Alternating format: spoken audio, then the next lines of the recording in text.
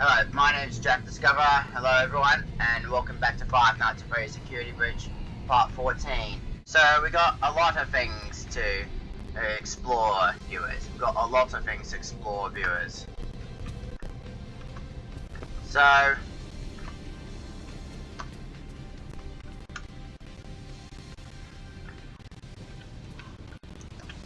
But anyway, let's find a charging station, charge up Freddy, and let's... How fast I can go! Look how fast I can go! Rolling around at the speed of sound.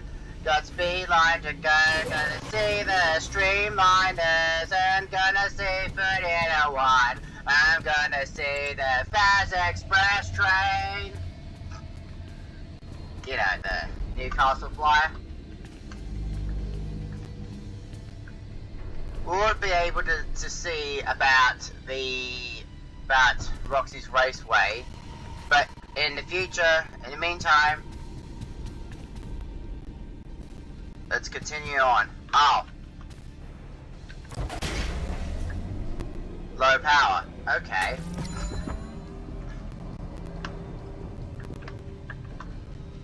Let's see about Chica's kitchen. See if we can find any gift boxes or any bags. I still have the map outlined ready, but so if you want the FNAF Security Breach map of how to find and locate the gift boxes and the messages, please give this video a like, subscribe, comment down below, or email me. Send an email through Messenger saying I want the map, and I'll send you the link, or comment that, or email me at gmail.com. Okay. So we're gonna go straight into the pizza area, the kitchen area. So I'll have to vent. I'm gonna vent. Come out to the coast, we'll get together, have a few laughs. Oh no, not the tiki toy! No, not the tiki toy! No. Tiki toy. And then I go to slide. Whee! Okay, so...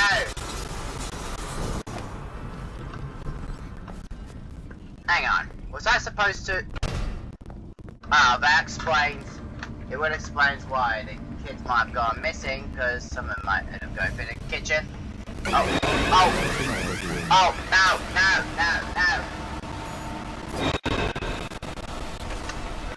Oh no, not thinking pleasure.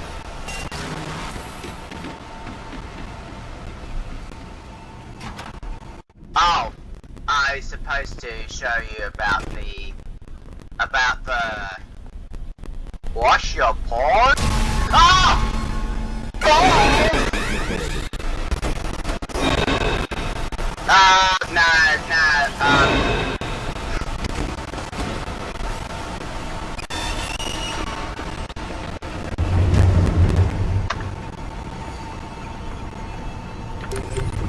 I didn't mean to say wash balls as such. I didn't mean to say Faz balls all of a sudden.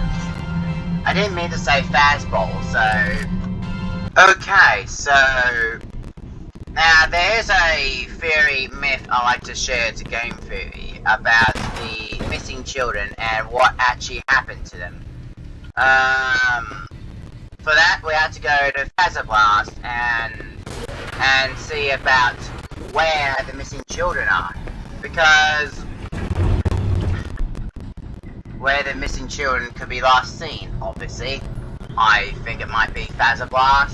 It might have been above the lighthouse and kids know. Okay.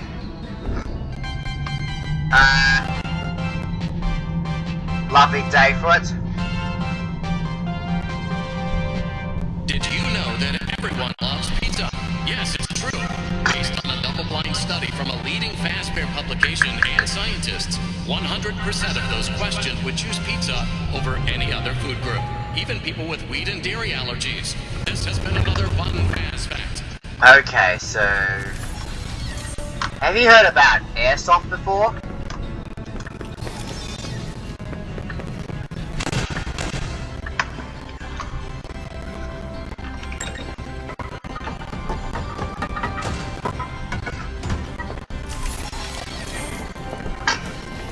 What if I could bring a tank to Faz-glock?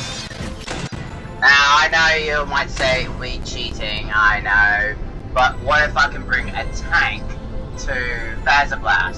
Shame on you, Gregory. We cannot enter together. I am programmed not to cheat. Okay, so what if I can bring Richard Hammond's armored van to Faz-glock? Shame on you, Gregory. That would be cheating. I think Clarkson might be right about that. I could think that Jeremy Clarkson might have a point.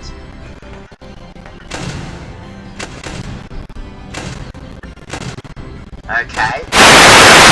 Hello everyone, my name is Jack Discover. Welcome back to Five Nights at Freddy's Part 14. The news will be around 7:45. So, why I'm at Faz-glock already? Without the final countdown music? Well, there was a glitch, you see. Anyway, now, if you're watching this MatPat, I could assume you that about the missing children, how they gone missing. Probably know that after the prizes is a winner selected, the winner would actually go through into here. Obviously, it might be one at a time because there's only one Faz-glock, the golden Faz-glock. This one's a mod from FNAF mod, which is a FNAF Faz-glock, a golden gun of the Faz-glock placed here. A child could actually collect it as a souvenir. There's also pizza and snacks wise it left here, and also some coffee as well. Now, this can be a trick, and as you can see, there's some shutter blinds, a security cam, and a rocket. No, and also a monitor there. I think what happened is when a child about to grab the Faz-glock, this shutter door shuts behind him. Or behind he or she, like that.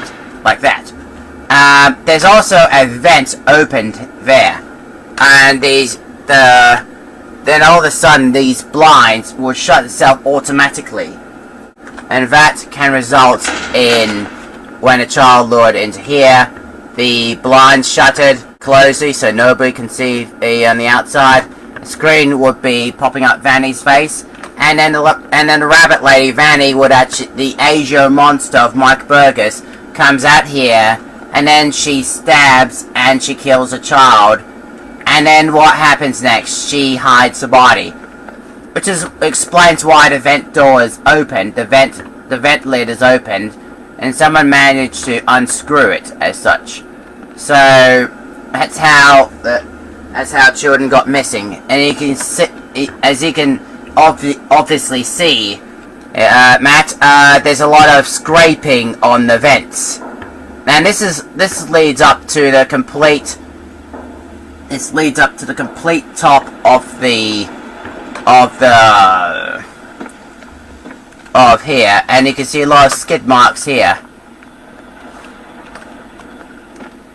Obviously, when this closes, Vanny sneakily brings the white corpses through here, much like that cobblestone theory from Walkabouts Guide to Australia. Samurai Cobblestoke, he filled the seats of his empty carriages with stolen dug-up corpses from the Helensburgh Cemetery. Vanny takes the fresh corpse of the children through here, and nobody actually know about it. This disturbing solution to justify and have the socialism of Asia and Afton somehow seems to work for her. Somehow, surprisingly. But you can see a lot of stains and the unexpected dried up blood stains, as well as the skid marks here. That might be skid marks from the fresh corpse of the children that Vanny lured up the vent.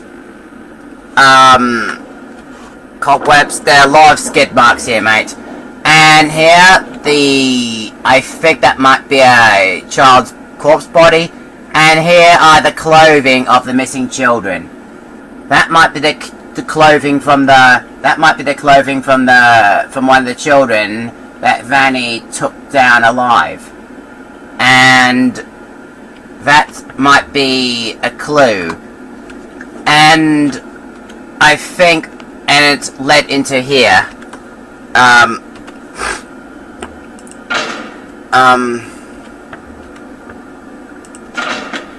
So this is where the rubbish and the clothing, I think, the missing children brought in, and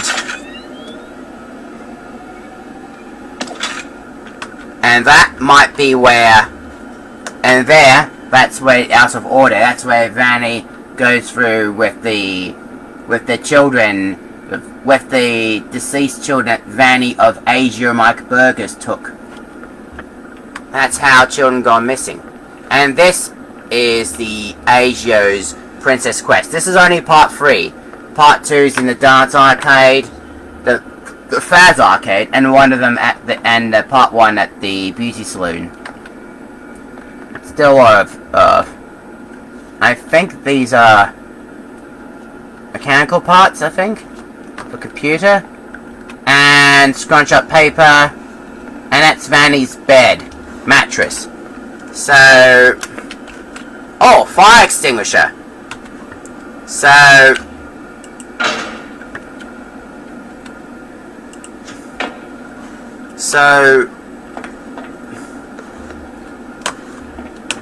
that could explain why the children might have gone missing.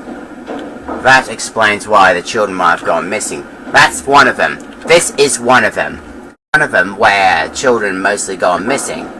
Where white lives have gone missing and never be seen again.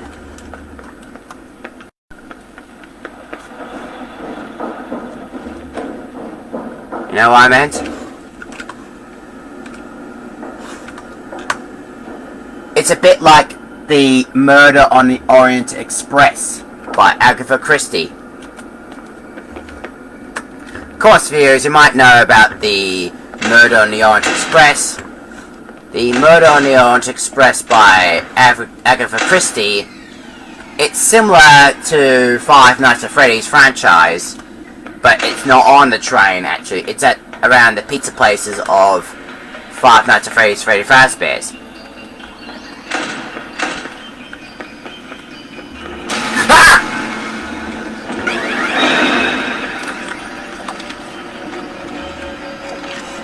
I would also like to thank Scott Carthen for the Agatha Christie inspiration. For your safety, please stay clear of the doors. The Murder on the Orient Express by Agatha Christie. You might find out on Amazon. I haven't got the link for you. I haven't got the link for you at the moment, viewers. So if you want to find out about the Murder on the Orient Express, you might search up on Amazon or Booktopia. Those are the only theories I can give you. The only clues I can give you. This is one of them where children mostly gone missing. Where white lives have gone missing and never be seen again.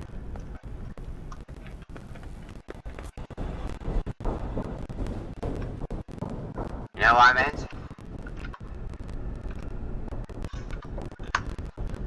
It's a bit like the Murder on the Orient Express by Agatha Christie.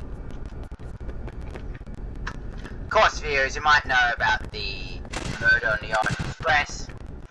The Murder on the Orient Express by Agatha Christie. It's similar to Five Nights at Freddy's franchise, but it's not on the train, actually. It's at around the pizza places of Five Nights at Freddy's Freddy Fazbear's.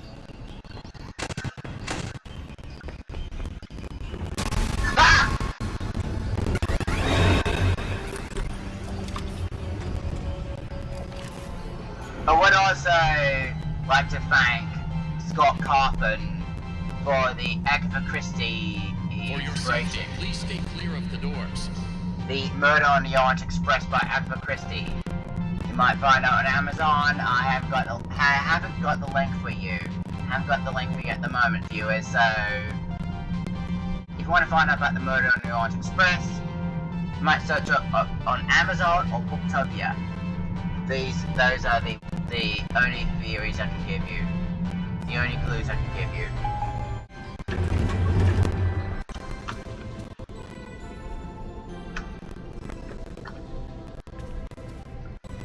Another where children might have gone missing is the staff only, I think. No, wait, it might have been locked, I think. Probably into backstage stuff. Computer, I think. How do I get through this cover? Come to think of it, Faz-glock is one of those. The hotspot for Vanny. The hotspot for the Ajo Vanny. Another hotspot about the Ajo Rabbit Lady is at Kids Cove. We have to get past Roxy here first.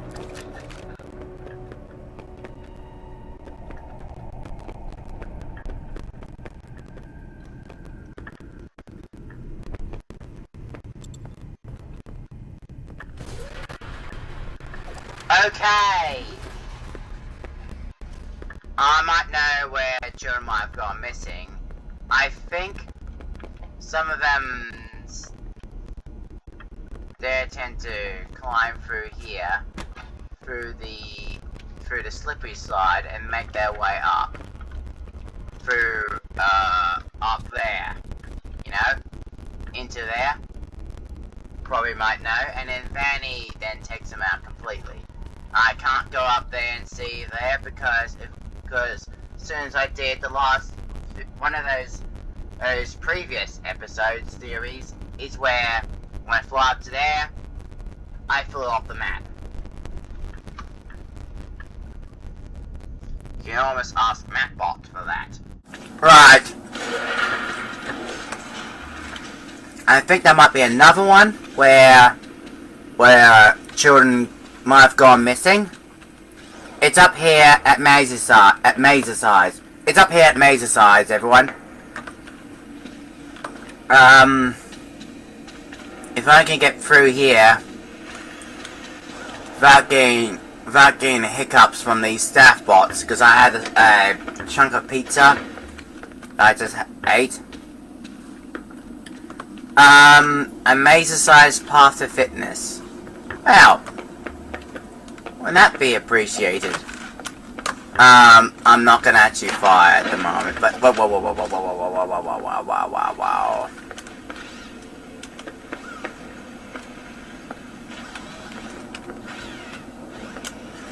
I think that children might have gone through the maze. And I think what just happened, I think these automatically change, which is why many children might have got lost. Surprised that many got lost in here. Because the vents, these maze walls, they seem to change. They swap from one side to another. Even when I go through a vent, there's another piece of evidence. Again, another Vanny excuse here, because which is how many children got missing, and you can tell the dried up blood stains and the scrapes on the vent.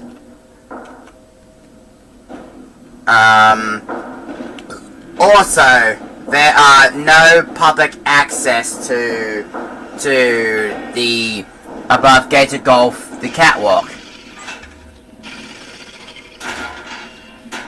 Anyway, although it might be fun, but the problem is, how would someone able to get down? How would anyone get access to here? And why is there a Faz-glock here? This isn't a proper elevated platform, you might know, because the distant gap between here and the monorail the Gator monorail or could be about a meter apart. So hang on, just let me just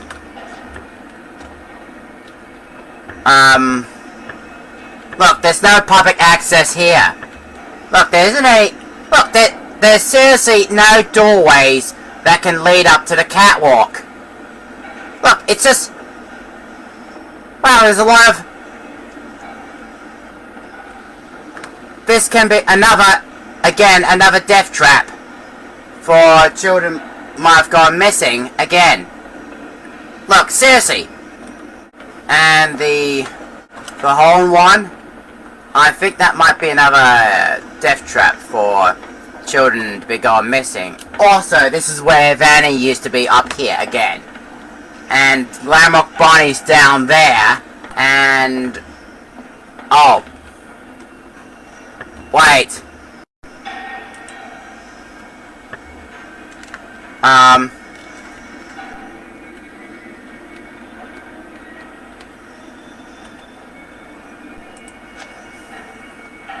Ow! I'm down here in the jungle. Welcome to the jungle! The jungle for yellers who picked Monte Golf can yell for Queensland. I think this used to be. Oh, what's this? Odd. Through the crocodile's mouth. Odd. Through the crocodile's mouth. I don't want to be swallowed by an alligator, but oh my god, a crocodile's stomach now. And why they and the steam rebel.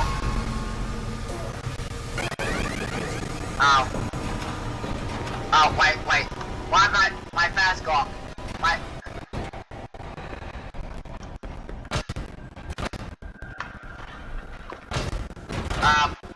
Almost had it.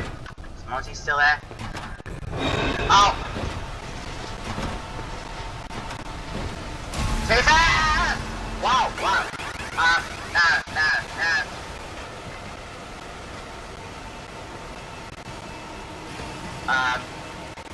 If I can jump in the swamp. Oh, no, where should I go? No.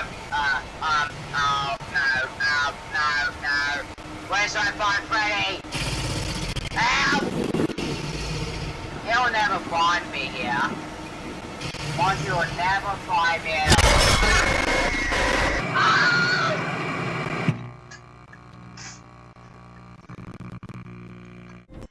Okay. So it's a bit of a technical difficulties. I think Manny might be a problem. Hey, I wonder what this button do.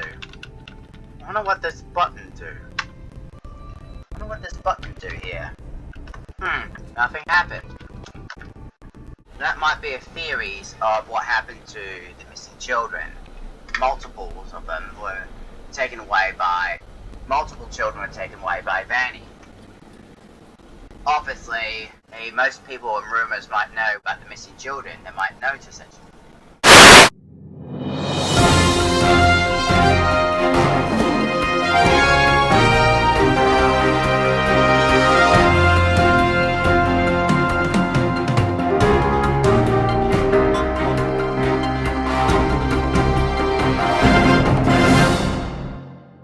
Okay, this is Jack Discover, reporting for Discovery Anglo-Saxon News on FNAF Security Breach gameplay.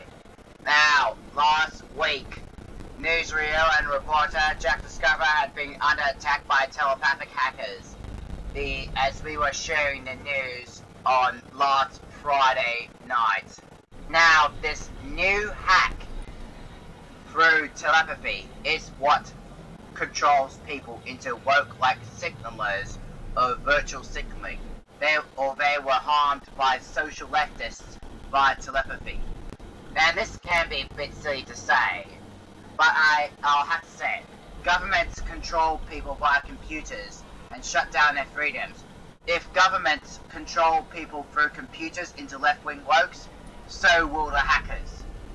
That will be a biggest advantage for hackers if the governments control people through computers, so would hackers. And the left-wing wokes, the cyber wokes, they ordered Metabank to pay their funds towards hackers, such as the cyber wokes, or the left-wing sympathizers, or the UN cults. Asia was the start. And now, not only the right-wing freedom fighters are being targeted by the cyber left, but also left-wing hackers. They target right-wing activists badly.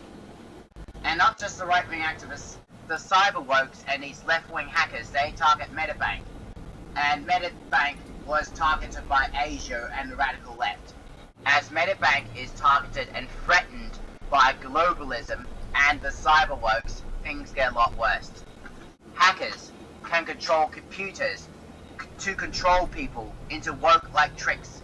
Cyber wokes telepathically control your movement and put negative thoughts or things you didn't want to say can cause confusion, frustration, anxiety, or deadly negative thoughts of woke-like anarchy such as left-wing socialism chaos. Jealousy, anger, and fear are just few potential ingredients of psychic attack. There's no escape from the negative thoughts, especially the negative thoughts created and spread by these cyberwokes. The left-wing governments, such as Biden, or the Australian Labor Party ALBO, or even the United Nations cults. The UN cults might be throwing towards you. They'll be throwing every sort of psychic attack towards you. You need to know the right telepathic techniques to protect you from psychic harm. You might not know that you've been bombarded by negative emotions immediately, but you would experience their bad effects afterwards. While there's no sure way to avoid being attacked by negative psychic energy that the left throw at you, there's a number of helpful tips that can protect you from the left-wing psychic attacks. I cannot say these, but a psychic attack, I can't show you the number of helpful tips here. A psychic attack is more common than most people think. Sometimes, one piercing look or one misplaced thought is all it takes for you to be at the receiving end of a negative energy blast. When the left-wing government, cyberwokes, or hacker, or left-wing cults such as the Asia cult or the UN cults present an intention of bringing harm to a white person, white life, white family, or white heritage, or white residents, etc., it virtual signals their mind that spreads a force of negative energy with a pure intention of left-wing ideology. The negative energy can be projected in the form of a thought, or even harsh words, telepathic. If you've been physically attacked, you can be harmed physically, emotionally, mentally, and spiritually. The negative energy can also be manifested in all aspects of your life. For example, if you're being attacked telepathically from your computer, as in something controls you to shut something down, or if you're trying to bring back freedom but something inside you turns off into a woke-like anarchy, this is where your life suddenly hits a rough patch of dirt. Left-wing governments and left-wing censorship of virtual signals are intelligent. The left-wing ideology is intelligent that the left spread woke-like thoughts along with negative energy they send out to you. Virtual signalers and left-wing Marxism such as the cancer cult uses malevolent energy to bring harm to an innocent white or any other right-wing person. When negative energy is sent intentionally by the left-wing telepathic attacks is usually stronger, and the damages can severely impact your life, and possibly the left possesses you badly. So why do physics attacks happen in our everyday life? Well, almost always a psychic attack is done out of envy in order to counterattack anyone who are hoping to liberate Western nations. In fact, the left use psychic attack as a weaponized tool against white residents. it's almost similar but intelligently used by the aliens of the Black Hat Man, or the Men in Black, the shadow people, I mean. It is almost similar but intelligently used by the aliens of Black to telepathically control white mortals, which then leads to a new woke black entity that worn a black hat, otherwise known as the Hat Man. But most people, or some people, would refer to the Black Hat Man as the Men in Black. While the Men in Black are often portrayed in pop culture as government agents, many who claim to have encountered them believe they are something other than human. The Men in Black are mysterious and nefarious entities. They're shadowy, they wear black clothing. Many people believe that they're either extraterrestrials or somehow they're working for extraterrestrials to prevent humans from learning the truth about extraterrestrials on Earth. The Men in Black and the Hat Man are woke like virtual signaling spreaders because they're black and they wear these black clothing, they wore these black hats, and they have red eyes, you can't see their faces, and they both wore these black hats. A lot of people who are physically attacked they were attacked by the Hat Man, or the Men in Black, or the telepathic socialists for similar reasons. While mostly to censor their abilities or their freedom rights, or, for example, looking up improvised warfare on the internet, the left-wing hackers, they can physical attacks can strike your thoughts at that moment to prevent you from liberating. There's no question that the stories of shadow people, Men in Black, and other visitations are all mixed in together. Are they the same? Possibly. But what is really happening on this planet is mass hysteria of real events that are happening to real people, and they can't understand what's going on. Who knows what's happening? Usually, the left-wing governments or the United Nations that spreads physical attacks are bleak and stagnant, while the victim's life is dynamic and moving forward. Well, there are also times when physical attacks spreaded by the left wing, both left-wing mousetraps and the left-wing media, are both simply going through and they spread through an innocent white victim into telepathically, and left spread their ideology inside them, and along with the negative energy from that experience are so overwhelming and confusing that they transfer their negative energy to others, much like a left-wing woke infection, a virtual signaling infection. Psychic attackers and virtual signalers are paid by the left-wing government and the UN to consciously to harm the public telepathically in order to spread left-wing confusion. There are individuals who physically attack on purpose for their own gain or to make other people miserable, and therefore spreading the left-wing virtual signaling disease. Virtual signaling and radical woke leftists, along with the far left, Marxist, environmental activists, and Black Life for Monsters movement, and the Antifans are the psychic attackers. You should look out for those, because it's too hard to prevent them from telepathic controlling you, and therefore they scam your families. These woke-like leftists, they scam your families completely. A telepathic attack has no apparent medical cause. Usual signs of a psychic attack start to almost unrecognizable things. Little aches, like headaches, and discomforts that you wouldn't readily notice. But once these signs build up over time, there's no other reason for you to be experiencing them. That's the time you start seeing the pieces fall together, revealing that is undoubtedly a physic attack in progress. Which is why they cling on to your negative thoughts and change them physically that you didn't want to be. You didn't want to be attacked by physical left-wing hackers, but end up being attacked by the physical left-wing hackers. The signs that many people bring telepathy attacks. Once many people are being physically telepathic controlled by the left, it builds up blood pressure.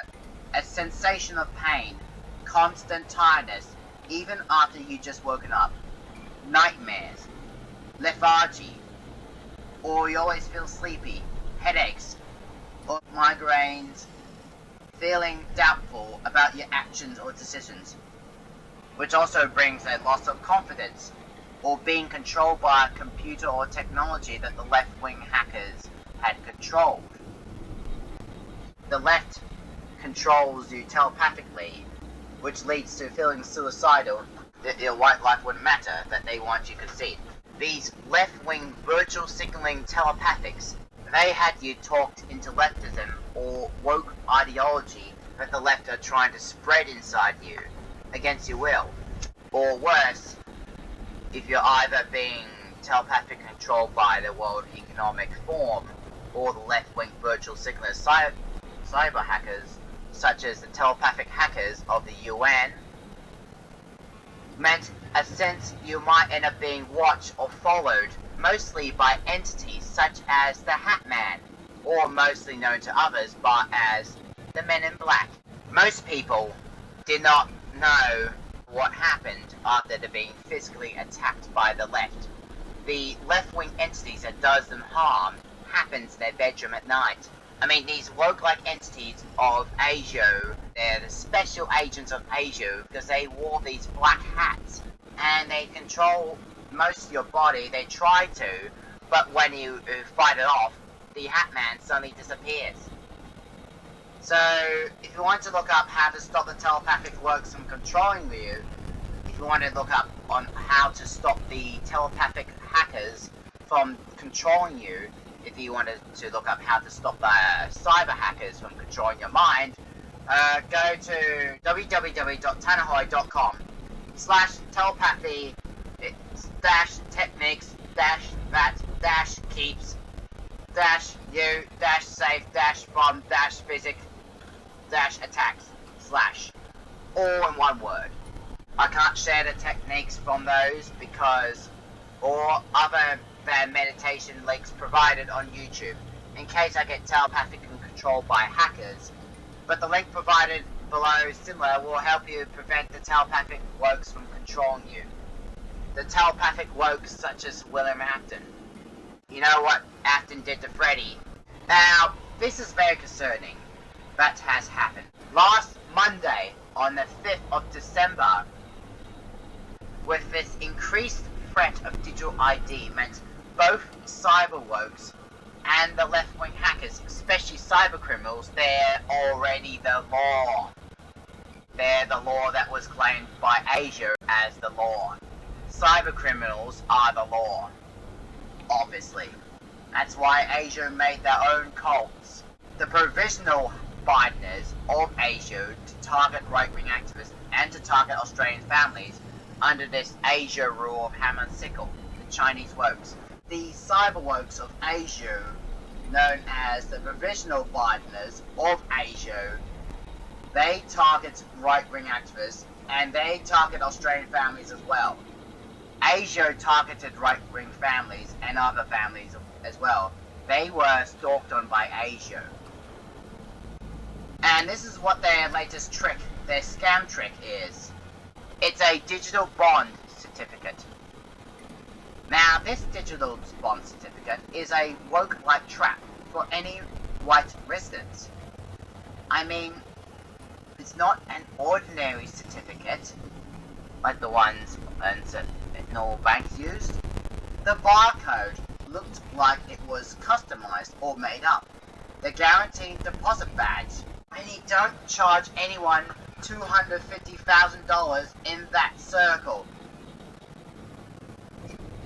The deposit with Combank, we already know that Combank accepts Australian dollars. So why is it there? Apparently it was designed by Asia to target right-wing families or white residents to scam their accounts and steal their funds.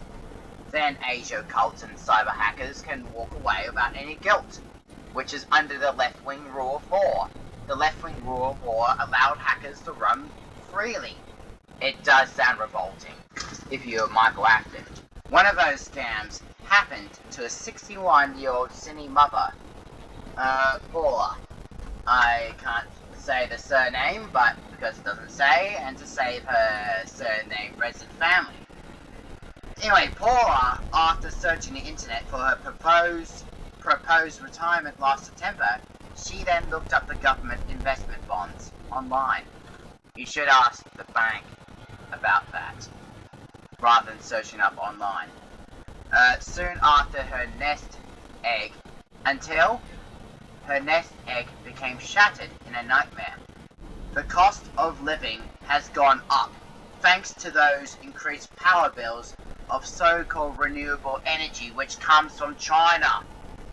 Thanks to environmental cults of the UN, meant our power bills have skyrocketed up the roof and into fast space, which meant renewable energy are being brought in from China. Have you not noticed? Governmental bonds are not the problem solving when it comes to increased power bills. Well, let me tell you this. Government bonds are not the problem solving when it comes to increased power bills. You should have used Shopify to make money. Or money-making apps, you know? Money-making apps. How much you win, they pay directly to a PayPal account. You can't just use governmental bonds straight away. Governmental bonds, so they say, a way for investors to lend money to the government, usually a slightly higher interest than a term deposit at the bank would offer. This can be a trap. It does not work that much, as most are scammed and their funds are taken away by the Labour government of the Biden wannabes. Well, Paula did not know, and she decided to take a wrong turn. This has came out of nowhere. The Commonwealth Bank advertisement selling government treasury bond that looked like a Caesar bond, or a Caesar bond, where government bonds like Biden can scam your account, and they make money out of your funds, which feeds the wokes of anarchy. Anyway, Paula filled out an inquiry form with her details, and then she waited for someone to get back with her more information. Not long after, a woke claiming and pretended to be like Tom Harrison, a Commonwealth Bank account manager, phoned Paula. Whoever was Tom Harrison was a radical woke, like scammer, a Biden wannabe of Joe Biden. This lured Paula into a scam trap. This Biden scammer, or scam trap, this Biden scammer had scammed 75 grand from Paula's account, which turns into a red flag. A red flag that her account has been scammed. In other words, fraud by Asia. Now, there has been a dozen of scams that target right residents, especially in Australia, that was committed by the cyberwokes, the cults of Joe Biden, the cults of China, and the cults of Asia, and even the cults of the United Nations. These hackers are very sneakily and fiendish, as left-wing cyberworks Scamwatch received over 400 reports of imposter bond scams among us between January 1st and November 20th this year, 2022. But the real figure is likely to be much higher, with research showing only around 13% of scam victims report their losses. As I mentioned before, as I mentioned again, these scams are committed by the left-wing movements, such as cancer cults, to target your families, and the left can target your families and other companies as well. Joe Biden targets your family and other accounts and companies as well. And the result from those are alarming, completely. Here's another bulletin from Advance Australia. Beijing is preparing for war, while Canberra is still infected by environmental activists and virtual signalers, and especially Joe Biden. While Australia elites are busy backing Albo's woke's indigenous voice, so-called indigenous voice of black aliens from space, which completes psychonets, which create that the voice to parliament is a complete psychoness, do not support that voice at all. That voice of Albanese that Albanese brought in is the voice of the devil.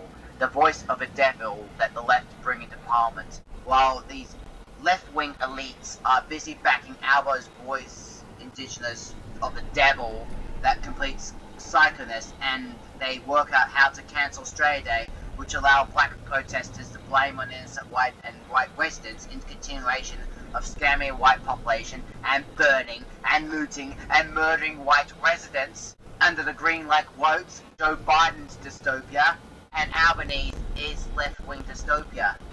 This would mean innocent white would be targeted and innocent white would be attacked by gangland wokes. Meanwhile, the Chinese Communist Party are preparing for war. According to a new dossier put together by former analysts from Defense and Rand Corporation, Beijing can launch land-based DF-26 intermediate-range ballistic missiles from their new Mischief Reef base in the South China Sea. This is where the Chinese Navy are located at the moment. From a new Mischief Reef base, which only became operational a few months ago. Well, seems like 1984 again. The Chinese DF-26 ballistic missiles, these ballistic missiles of DF-26 of China, they have the ability to hit any place on the planet, as far as Northern Territory, Townsville, and top half of Western Australia with ease. This means China can destroy our key ADF facilities in the north of Australia with a press of a button, including a sensitive joint Australian-US naval communication stations, Harold E. Holt near Exmouth, Western Australia. But there's good news, however, that Labour, well, half Labour, seem to be keeping tabs on the situation, but not enough, obviously. Defence Minister Richard Marles says that we are witnessing the largest military build-up anywhere in the world over the last 70 years. This is a bit like the 39 steps all of a sudden. He said while AUKUS flagships focus with the Royal Australian Navy's future acquisition of nuclear-powered submarines from the US and UK, so too were other joint programs that would require a freeway industry, military and manufacturing base. Richard Marles said, quote, "We must invest in capabilities that would enable us to hold potential adversaries force at risk at a greater distance and increase the cost of aggregation against Australians and its interests," end quote. The bad news, unfortunately, thanks to the left-wing UN cults, that we won't get any nuclear submarines until 2030, the mid-2030s, which will be too late and will be finished by already. The United States and the UK are facing economic, social, political, and defense instabilities, the likes of which we haven't, thanks to the UN cults and these left-wing virtual signaling intelligences of space. We haven't observed since the height of the Cold War 50 years ago. We can't have a low-cost and heavy manufacture in Australia with sky-high power prices that relies on Chinese-made solar panels or renewable energy from China, and wind turbines from China as well. Australia's politicians and bureaucrats need to get this priority straight and stop going on with those climate policies and respecting black monsters, or murdering white lives, or murdering white families, or protesting Marxism. Australia's politicians and bureaucrats need to get their priorities straight and stop going on with their climate policies and the so-called respecting black monsters, or their own woke like ganglanders, or their own socialism bikie gang rebels, or their own left-wing policies of the voice parliament meant murdering white families, which is what the Labour government Albanese is plotting already. Or worse, the Labour government and the United Nations supports bikies, mafias, or cyber woke-like hackers under the UN left-wing law, meant hackers, mafias, and bikies, and the cyber woke left won freely, meant the UN left-wing law meant bikies, mafias, or cyber woke hackers can run freely and they couldn't be caught without any sort of guilt with that when injustice has already become law. Forget Albanese's so-called voice parliament nonce, a divisive race-based policy that will do nothing to help struggle native Australians in remote areas of Australia. Drop the rubbish about cancelling Australia Day. We should keep Australia Day. Australia Day is our pride, what we created to the world. We should not have any woke-like leftists. Drop the rubbish about cancelling Australia Day, which is another divisive attack on Aussie culture that will do nothing but create a racial tension and animosity chaos of woke-like entities such as the Black Arms of Space, UFOs, and Black Arms of Mars, God of War, and even the cyber left from outer space. And while you're listening to this, stop the obsession with the so-called net zero, because net zero does nothing but vandalizing everything, and their so-called zero net destroys our jobs and economics. And stop vandalizing our power stations with the so-called wind turbines and solar panels that are made in Chinese factories. We need a common sense of energy policy. That means coal, gas, and nuclear. We also need a long-range strike capability to be installed in Australia. That means more missiles to be installed in Australia. We need new submarines within 5 years and a stronger defence force. We need assisted. But we need a class of conservative, Trump-like politicians, bureaucrat politicians in power of parliament, such as Pauline Hanson, Fraser Anning, Senator Price, or Nigel Farage, who understands that defence and energy security is more important than woke virtual signaling hackers and pleasing unelected leftists, climate-obsessed UN bureaucrats, or the UN cults. I repeat again, we need a class of conservative, Trump-like politicians and bureaucrats such as Pauline Hanson, Fraser Anning, Nigel Farage, Senator Price, who understands that defense and energy security is more important than woke virtual signaling hackers and a pleasing unelected climate-obsessed UN bureaucrats or UN cults, which compare the climate cults to Eden's Gate. That means clearing out Canberra completely and erase Joe Biden's woke of Joe Biden. Erase Joe Biden. That's why Advance Australia needs your help. Any of you who is Australian, join Advance Australia campaign to stop Albanese's voice parliamentary nonsense. Go to www.advanceaustralia.org.au to find out more. /petition space 2208 space /voice. And those who are willing to join Advance Australia campaign to convince Peter Dutton to drop his support of his so-called net zero, go to www.notzero, that's notzero.com.au, and join the campaign to save Australia Day from cultural vandals. Go to www.advanceaustralia.org.au/petition space 2201 space Australia Day. It's time to stand up and rise up and to overcome Black Doom of the Black Aliens and the Hat Man and the United Nations Wokes for good. And to exit the UN to take down left-wing Bideners for good. To take down Joe Biden for good. Now, Australia is still its woke-like nanny-state dystopia. I mean, you get the police state of left-wing curfews.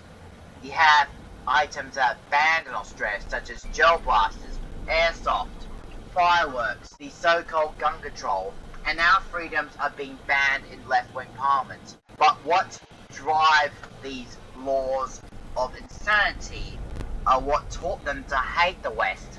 And what taught them to hate the West is left-wing indoctrination. For example, the Marxist radicals, the new ones, they have been indoctrinated by left-wing cultures, which are being taught by the left, and the left encouraged new Marxists and climate warriors to reach up to China and become soldiers of Xi Jinping. You have climate cults, compared to the cults of Eden's Gates, of Joseph Seed, while their so-called protest and this indoctrination recruitment meant our power bills become skyrocketing, and let's just say, if you go on woke, you go broke. If you go on woke, you go broke as a woke, skinny, welly. And because our families are being broke by this woke-like leftists, social justice, which taught them to rob white families or feed the mob-like mafias. Not to mention social justice supports the mafia gangs or the mob-like gangs. Have you heard of Hunter Biden's crack rule? That Hunter Biden, he cracks the lot with his... I would actually not gonna say it, but there's a clip of it.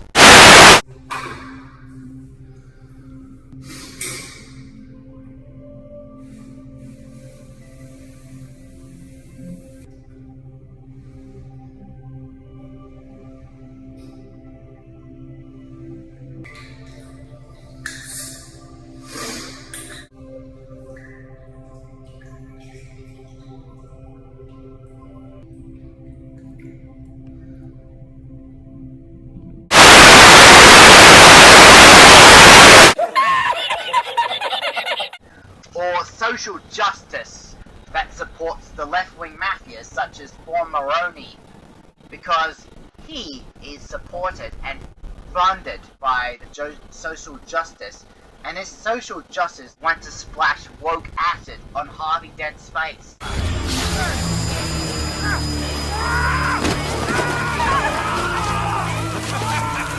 Detain the witness! You're dead, Holiday! You hear me? Dead! That stuff will eat through concrete!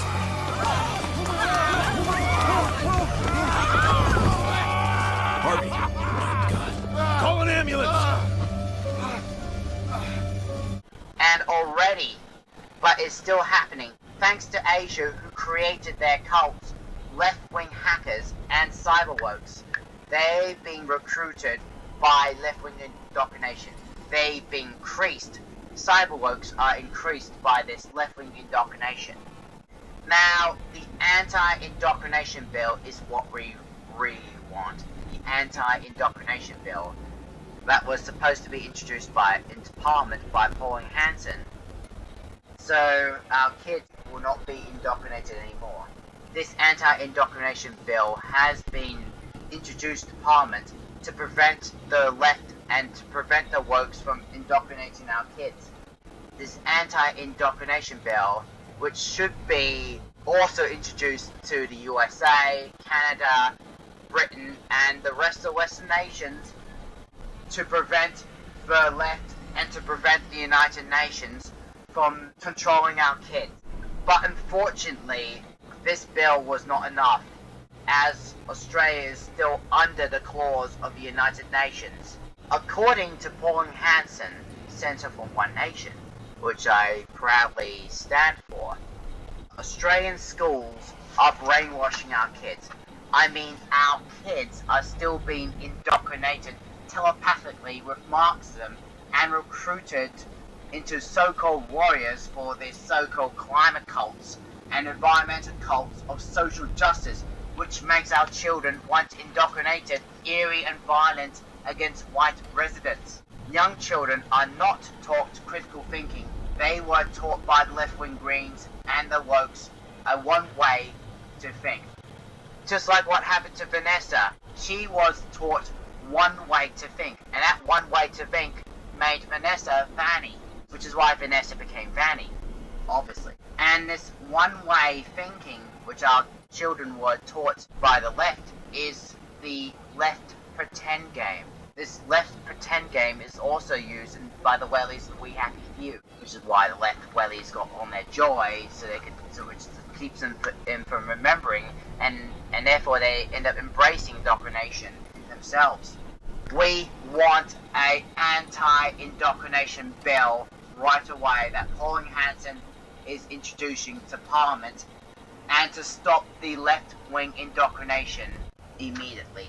Now you might be saying, Jack, this is poppycock, or Jack, get help, or Jack, please accept William Afton. No!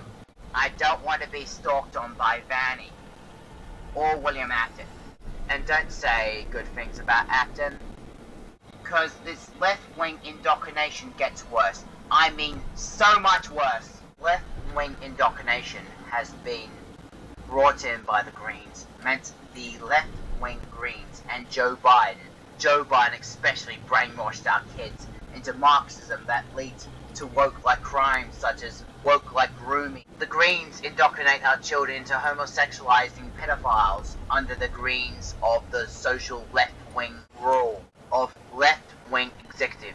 The Marxism of anarchy, which encouraged young children to be indoctrinated to join up to become soldiers of the left-wing rule Xi Jinping under the left-wing indoctrination once it goes through. The bikie gang or left-wing recruitment, such as the Red Hood gang, under the left-wing indoctrination, which explains why Queensland became a crime zone, thanks to the indoctrination of our kids, meant kids, once they're indoctrinated, possessed by Marxism, which meant these Marxist-like children, these woke-like children, once they're indoctrinated, they rob white families on high cannabis legislation, which makes their faces grin, or worse, they die in prison with their grin-like, smirky wokeism.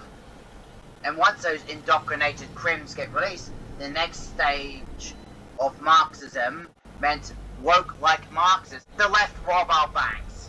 The left-wing freaks. The Greens rob our banks, and the left corrupt business. The left corrupt our business badly, as what explains here. Alright, everybody, hands up, heads down! I said hands up, heads down! Let's go, pal, I'm making a withdrawal here. On the ground, stay on the ground! Nobody make a move! Nobody! Stay down!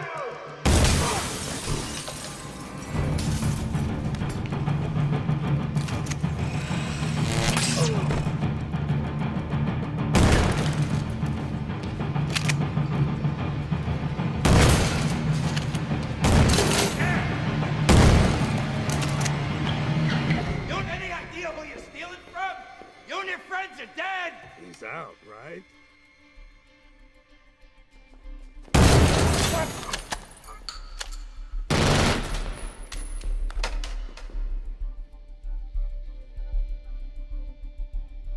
Where did you learn to count? That's a lot of money. If this Joker guy was so smart, he'd have had us bring a bigger car. I'm betting the Joker told you to kill me as soon as we loaded the cash. No. I killed the bus driver. Bus driver? What bus driver? School's out. Time to go. Guy's not getting up, is he? That's a lot of money. What happened to the rest of the guys?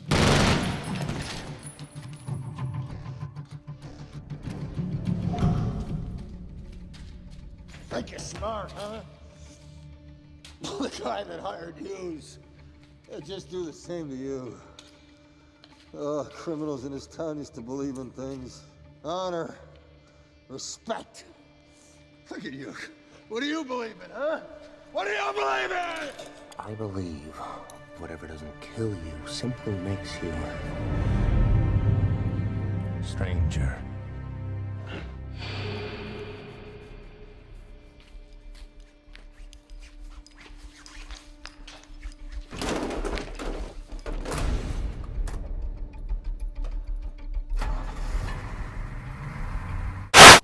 Also, the indoctrination meant cyberwork hackers to commit a left-wing crime, which is already long approved by the woke-like Greens and our anarchy, which is what left-wing indoctrination does. The left indoctrinate our children into hackers. And last but not least, the woke-like Greens and the left-wing anarchy are indoctrinating our children. And the left, once they're indoctrinated, the left-wing children, once they're indoctrinated to go one way, means one way sane is what the left indoctrination goes through. Enough is enough. We should stop the indoctrination. We should stop the left, and it's up to us to stop the indoctrination and to settle out the queer. Therefore, to settle out with the anti-indoctrination bill, that has to be introduced to Parliament right away, immediately. I insist. This bill should also be introduced to America, Britain, France, Canada, everywhere else in the West. The UN should not indoctrinate our children with Marxism anymore. They are not supposed to groom into believing they can be boy one day and girl the next, or purple suit the other. The left wing, they should not groom our children to believing they can be boy one day and girl the next, or purple's freaking left wing makeup. They should not be cheap purple like wokes, okay? The Greens are not supposed to indoctrinate our children with Marxism. They're not supposed to groom them into believing they can be boy one day, girl the next, or in makeup.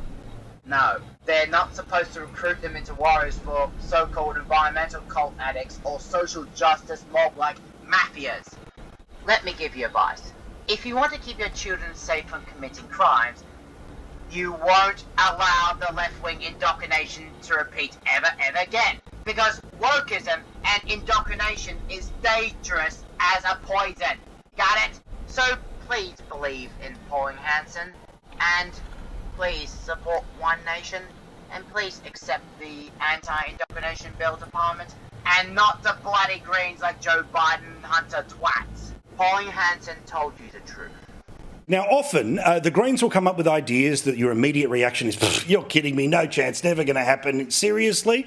But I want you to remember this. 4 years ago, if I had told you that every single state and almost soon-to-come territories in the country were going to legalise the right to die, euthanasia, you would have said, oh, no chance, everyone's going to blow up. Well, guess what? Started with Victoria, went the whole way around the country, and that's now the law of the land. So now the suggestion is that voting should be dropped down to people who are 16. This looks like it might be about to happen in New Zealand, and why wouldn't the former youth socialist, who now Prime Minister, want younger people to be voting? Well, here's what she said. Cabinet has resolved to draft a piece of legislation with a proposal to lower the age of voting for 16 for the whole of Parliament to consider. Which, of course, she has a majority in, so if the government wants to do it, they'll be doing it. It'll be maybe a way of saving her own backside. As for what's about to happen here, here's one of our federal government ministers who, of course, needs the Greens to get anything done in the upper house. I'm very relaxed about the discussion because we are a democracy, and it's everyone's right, whether they're of voting age or not, to advocate for various ideas. And if the 16 and 17-year-olds of Australia want to get together and put the case, good on them. But what I find fascinating about this suggestion is actually the split within the Greens political party. We had Jordan Steele-John out there a few years ago saying that it should be voluntary voting for 16 and 17-year-olds. We've now got the new member for Brisbane, another Greens party activist, who's suggesting that it should be compulsory for 16 and 17-year-olds. Nothing better than the fake fight between Labor and the Greens. But Mission Australia, they put out a youth survey that showed what 16 and 17-year-olds particularly care about. And surprise, surprise, what their number one issue is: the environment. Number two is equality and discrimination. Number three, issues to do with mental health. So, Nicholas, my view's always been that maybe a 16 or 17-year-old might be allowed to vote, but I think they should be working first, so therefore it's about where their taxes go. I also don't think compulsory voting should be in until, say, 21, so you're not forcing people who don't care. You're only getting people that are interested in the position to actually be in the system. But that's not what we're talking about here. We're talking about compulsory voting from 16 to 18 and 18 and beyond. The Greens want this because that's going to mean more Senate seats and more power for them. It's not about enfranchising teenagers. It's about more bums on seats for them, right? Well, there's a couple of points there, quite a few of which I agree with, actually, Paul. So would it be electorally advantageous to the Greens? Yes, it would. That Australian electoral survey that you referenced in your intro this evening, one of the key findings out of that was that young voters are moving very significantly to the left. And that's not just the age-old phenomena of younger voters tending to be more progressive than conservative voters. That is actually, when you compare it to previous surveys, people of those younger ages are more to the left than they've been in the past. So there's something definitely going on there which would be advantage to the Greens. In terms of the actual details of this proposal, yes, I think there's still something to be worked through there. So I agree with your point. Maybe it shouldn't be compulsory from 16, but the idea of giving people who are 16 the option to vote, I can see a lot of merit in that. I mean, they're young enough to pay, or they're old enough to pay taxes. A lot of states, they can drive a car, they can fly a plane, they can make medical decisions. Why shouldn't they be able to have the right to vote as well? I mean, this is a debate that's going on in a lot of countries at the moment, not just New Zealand, but Austria's already done this, Brazil's already done this, the UK's debating it as well. So there's a bit of a trend here. Yeah, and in part that's because the left, through the media, know that they're going to get more of their agenda done, getting voters in nice and early, which is what I talk about here, Pauline. Again, my point is that I'm not particularly excited by the idea of hundreds of thousands of new lefty voters, but I also don't believe in holding back the franchise from people who pay tax. And if you're a 16-year-old and you're paying tax, well, then you should be able to vote only because you can then determine how it's spent. Am I off in cuckoo land? Paul, I don't even agree with that. You know, Nicholas said, oh, they're old enough to drive. No, they're on P plates. You know why? Because they don't even know how to handle a car properly. We don't trust them enough to give them an open licence, so they're on P platers. And exactly, when you're actually 16, you're still under the roof of your parents. Most of these kids are still going to school. A lot of kids at 18, 19, 20 still ask their parents when they go to vote for the first time, who should they be voting for? This is a manipulation by the Greens to actually get more of those progressives. Yes, they're coming out of the educational system because they've been brainwashed, because they're not taught critical thinking. They're taught one way to think, and that's the left's way of thinking in school. They need to come out, get a job, understand what life is all about, start working, put your roof over your own head instead of depending on your parents, and then make an informed, well-informed decision when it comes to vote. And it's nothing too, Paul.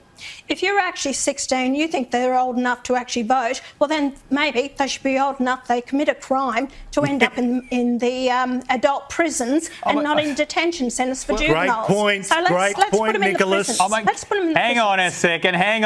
I mean, Pauline is being positively cruel to the young people of Australia, suggesting they have to be able to afford to put a roof over their head before they can vote. I mean, we all know that what the baby boomers have done for housing affordability in this country. Young people can't afford to buy a house for themselves because of housing inflation built on the back of don't pretend you're a millennial. Pricing them out of the market. And now you have the temerity to come along and say you want to change the voting law so they can't vote till they can afford to put a roof over there. No, I mean, what she's saying is, but hang on, according to lefties, 14-year-olds, criminal responsibility doesn't kick in till 14.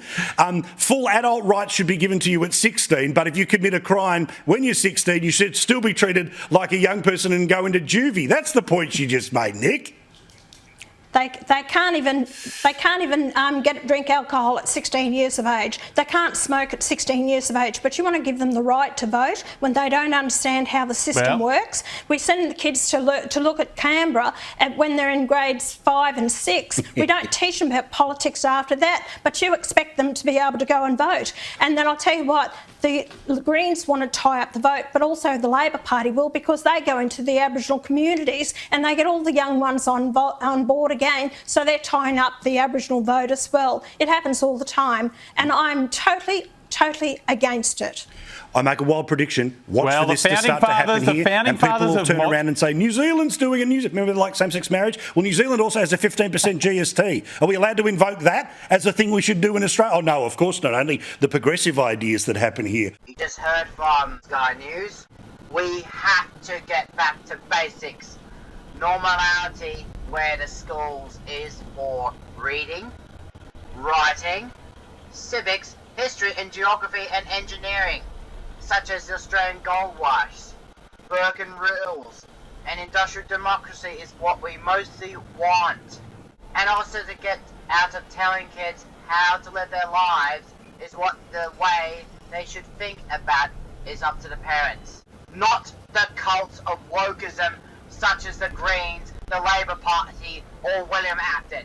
Vanessa has been indoctrinated by Asia and Glitch Trap. I mean, look at the damage of what Acton, the Greens, and the Labor had done, which therefore Vanessa became Vanny. A lot of these woke issues, the woke issues should not be in classrooms, and teachers have taken it upon themselves to push their own agenda. We need to stop the indoctrination right now that is happening in our classes. Right now, as in now. We must stop the indoctrination that is happening in our classrooms. Senator Pauline Hanson was responding to criticism from a newly elected Green Senator and former teacher, Penny Allman Payne. Well, Penny Allman Payne is a new actor. Penny Payne, the actor. Senator Allman Payne has described Senator Pauline Hanson's bill as so-called dangerous, attempt at legalizing right circulation, and even the closer to Michael Act. Well, Penny Allman Payne, how's the rabbit ears of the Greens doing? The Greens have their rabbit ears of where acted, do they? Penny Allman Payne has rabbit ears. Penny Allman, the pain of the Greens, and the woke virtual signaling psychos of Jack Napier Joker, which is what the Greens are already. The Greens and Joe Biden's Democratic agenda are what's brainwashing our kids into left-wing agenda under this Green and Labour dystopia. The Green Labour dystopia. Our kids don't have a critical thinking anymore, just like what happened to Vanessa. She did not have critical thinking anymore. Instead, our kids who don't have critical thinking, they were taught one way of thinking, the left-wing pretend game, which is what has gone along with the teacher. The left-wing pretend game, similar to the pretend game that the Wellies use in Wellington Wells. Senator Pauline Hanson's One Nation reintroduction of her bill, reintroduced her bill, the anti-indoctrination bill, last week. But after it failed to progress during the last term of Parliament. This bill, this anti-indoctrination bill, attempts to ensure schools provide a balanced presentation of opposing views on political, historical, and scientific issues, as Pauline Hanson said when introducing this bill. Quote, schools are supposed to educate our children, end quote. She also added in her statement, quote, they are not supposed to indoctrinate them with Marxism. They are not supposed to groom them into believing they can be a boy one day, a girl the next. They are not supposed to recruit them as warriors for so-called climate cults or social justice, end quote. Unanimously, the left had the bill halted, including it would result in significant overreach by the Commonwealth government, and which caused security breach into the day-to-day operation of schools, and may result in unintended consequences in areas beyond the original intent, or really what Parliament's saying, insufficiently original. Despite these critical flaws, Senator Pauline Hanson is responding to a serious issue of bias in the national curriculum. According to Dr. Bella D. Abrera, director of the Foundations of Western Civilization Program and Institute of Public Affairs, he said, quote, Australian children are being indoctrinated with identity politics, radical race theory, and radical green ideology through the national curriculum, end quote. Now, according to Dr. D. Abrera, the only solution is to abolish the national curriculum, to take education out of the hands of the left ideologies and return it to the parents. However, I would have to say the introduction of the anti-indoctrination bill would not be enough, as a quote from Miss Bing at the end of We Happy Few trailer said this. People won't face facts. Not until we take their joy. And when we do that, they'll murder each other in the street.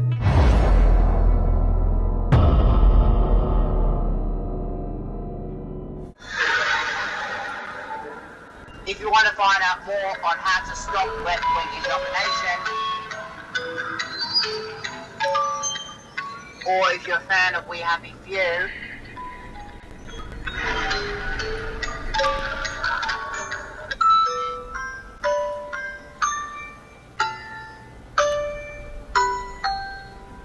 your early access to We Happy Few Down Under novel on Ko-fi in the link description. If you want to find out more on how to stop left-wing indoctrination, or if you're a fan of We Happy Few, or if you played We Happy Few, get your early access to We Happy Few Down Under novel on my Ko-fi page in the link description down below. The novel will be published around next year, 2023, so get ready once it's published. This will help sort things out. While Uncle Jack's saying, are you taking a joy, while Vanny asks you, are you having fun yet? My answer to both of them is this. You'll never believe how long I made this fun-like novel. But when you read it, it'll become fascinating, and a lot of truths in my novel will be explained. Now, we have seen many of indoctrinations happening around the world. Even the warnings of the indoctrinations did appear in video games to warn them about the harm that indoctrination can cause. Video games such as from the 2014 Baggy Cat Entertainment Contradiction. Now this shows how badly the indoctrination that the Greens committed. Now the left-wing Marxist group of indoctrination, this left-wing indoctrination that teaches our children into Marxism of the third eye, known as Atlas. Let me describe what Contradiction is and what I am talking about. Contradiction is an interactive crime drama game that uses live action video for the entirely. Contradiction is an interactive crime drama game that uses live action video for the entirety of the gameplay. A police detective of Scotland Yard who is assigned to the case of a student found drowned in a lake one morning in a sleepy English country village known as Edenton. It is shown from various points around the high street and surrounding woodlands of countryside around it. You are free to wander around as Jenks throughout the game. When there is something interesting to find or see, Jenks can pick it up or make a note of it. He can often use collected objects at other locations, such as using a key to open a door. While on your travels, you meet several characters living in the village. When Jenks knocked on their door, they let him in, and you can let them decide what Jenks asked them. You can ask about any objects or note. They will answer your question. Then a summary of their reply will be shown. Now all you have to do is to spot the contradictions in what they said. Compare two contradictory statements, and the character will be forced to admit their lie, advancing the story by opening up new places to explore or events to witness and characters to interview. The virtual signaling woke, the Green Left Atlas, is an exclusive business training run, of course, by father and son Paul and Ryan Rand. They are based in a large mansion house in the country just outside Edenton Village. They like to present an air of exclusivity and respectability with their custodian propagandas. Their controversial training methods have brought them unwanted attention. Again, this is left-wing indoctrination that Atlas brought in. Accusations abound that they have been employing abusive training techniques, such as the Marxist social justice that Atlas normally uses. As Jenks investigates, he discovers further information linking Atlas to previous suicides and witnesses some of their bizarre training exercises. The one-way vibe. These bizarre training exercises, as I mentioned before left-wing indoctrination. This indoctrination is to throw away your racial white self and replace your white self with a virtual signaling demon. Much like what we've seen in the 1973 movie Exorcism. This left-wing demon under the third eye can cause massive harms to innocent lives around them, as well as the hosts that the left controls.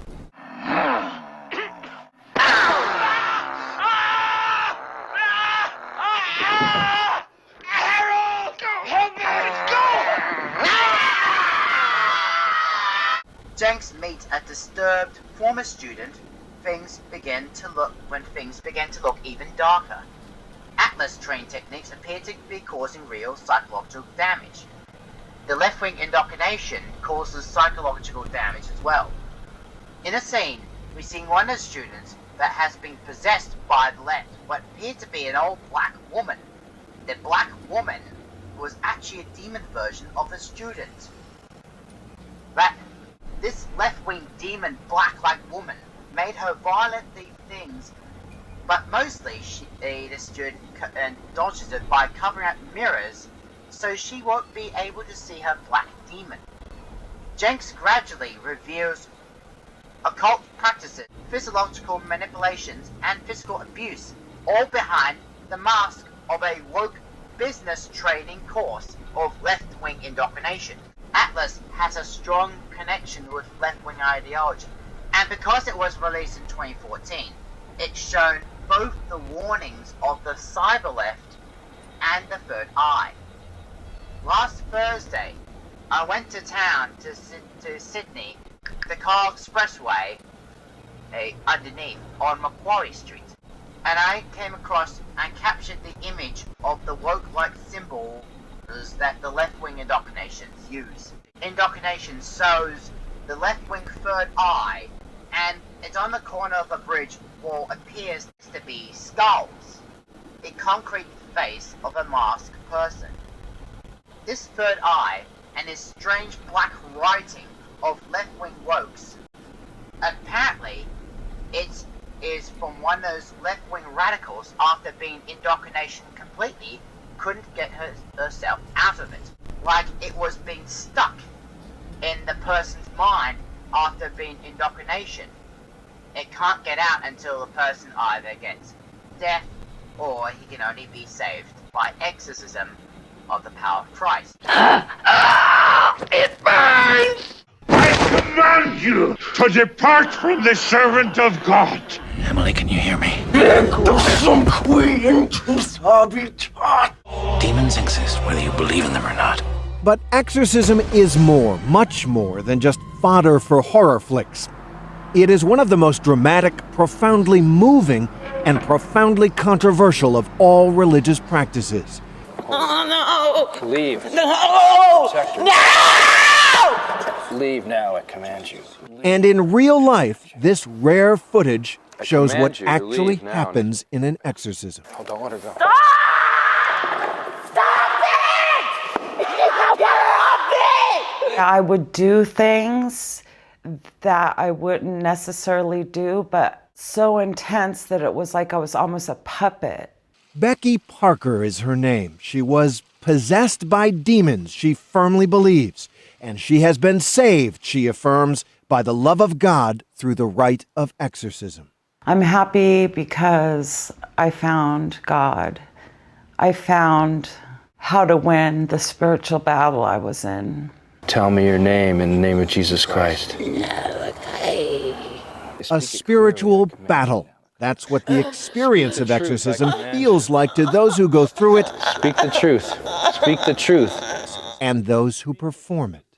I do it because I think it's an incredibly profound opportunity to help in the healing ministry that this is fundamentally about. And in a ministry where people are suffering tremendously. I do believe the devil is real. I've had occurrences and experiences in my life where I believe I've seen the devil. I've seen demons, but you don't see Satan in the same way that you and I are looking at each other. Satan is a pure spirit. He's an angel who fell. Certainly when I've been involved in the ministry of exorcism and at times prayed with people who have had a demonic attachment, I have seen Satan.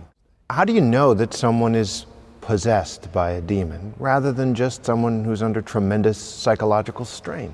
there are specific signs. For example, if a person has an aversion to walking into a church and not being able to view a crucifix or an image of Christ. Another sign could very well be if a person possesses a competency in a language that they otherwise couldn't speak. They can take on a serpentine look and coil up in a very serpentine body language manner, and I've seen that happen. The critics say that left-wing indoctrinations,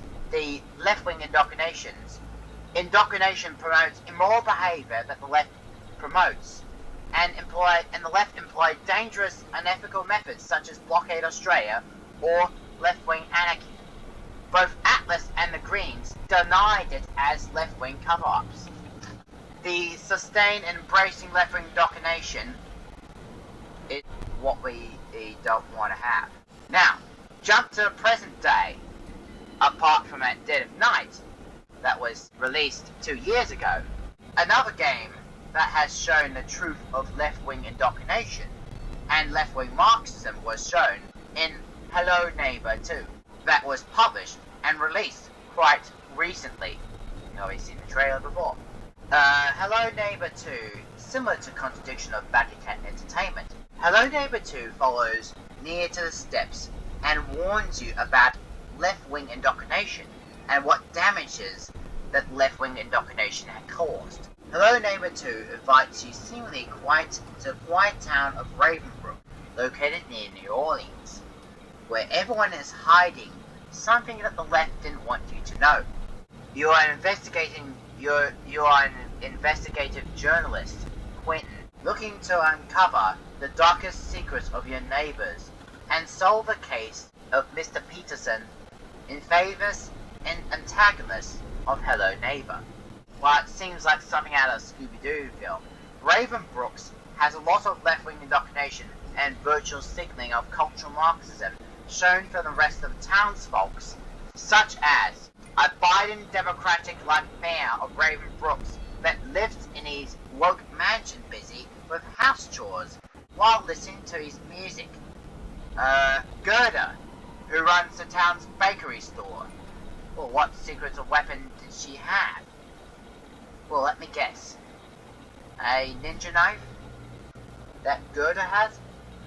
Mr. Otto, a farmer who lives outside of town, shooting wooden ducks with his muzzle-loading rifle.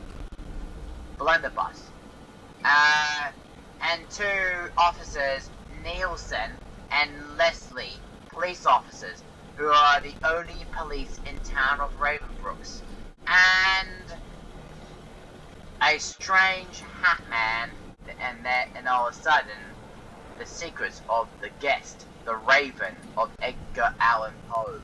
A bunch of people had gone missing, and there is just something strange about Mr. Peterson. Everyone is afraid of him. There have been rumors of children going to his house and never being heard from again. Some say he likes to lock up people in his basement, but no one has any proof. So people just try to avoid Mr. Peterson to his odd house and ignore the strange sounds coming from his basement at night.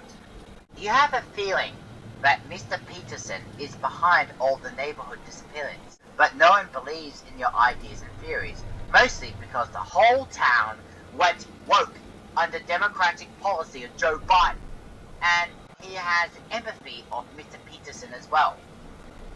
And while you normally wouldn't break into someone's house, you're the only right wing in the whole town who believes something is wrong and have the guts to uncover the whole truth that the left are hiding,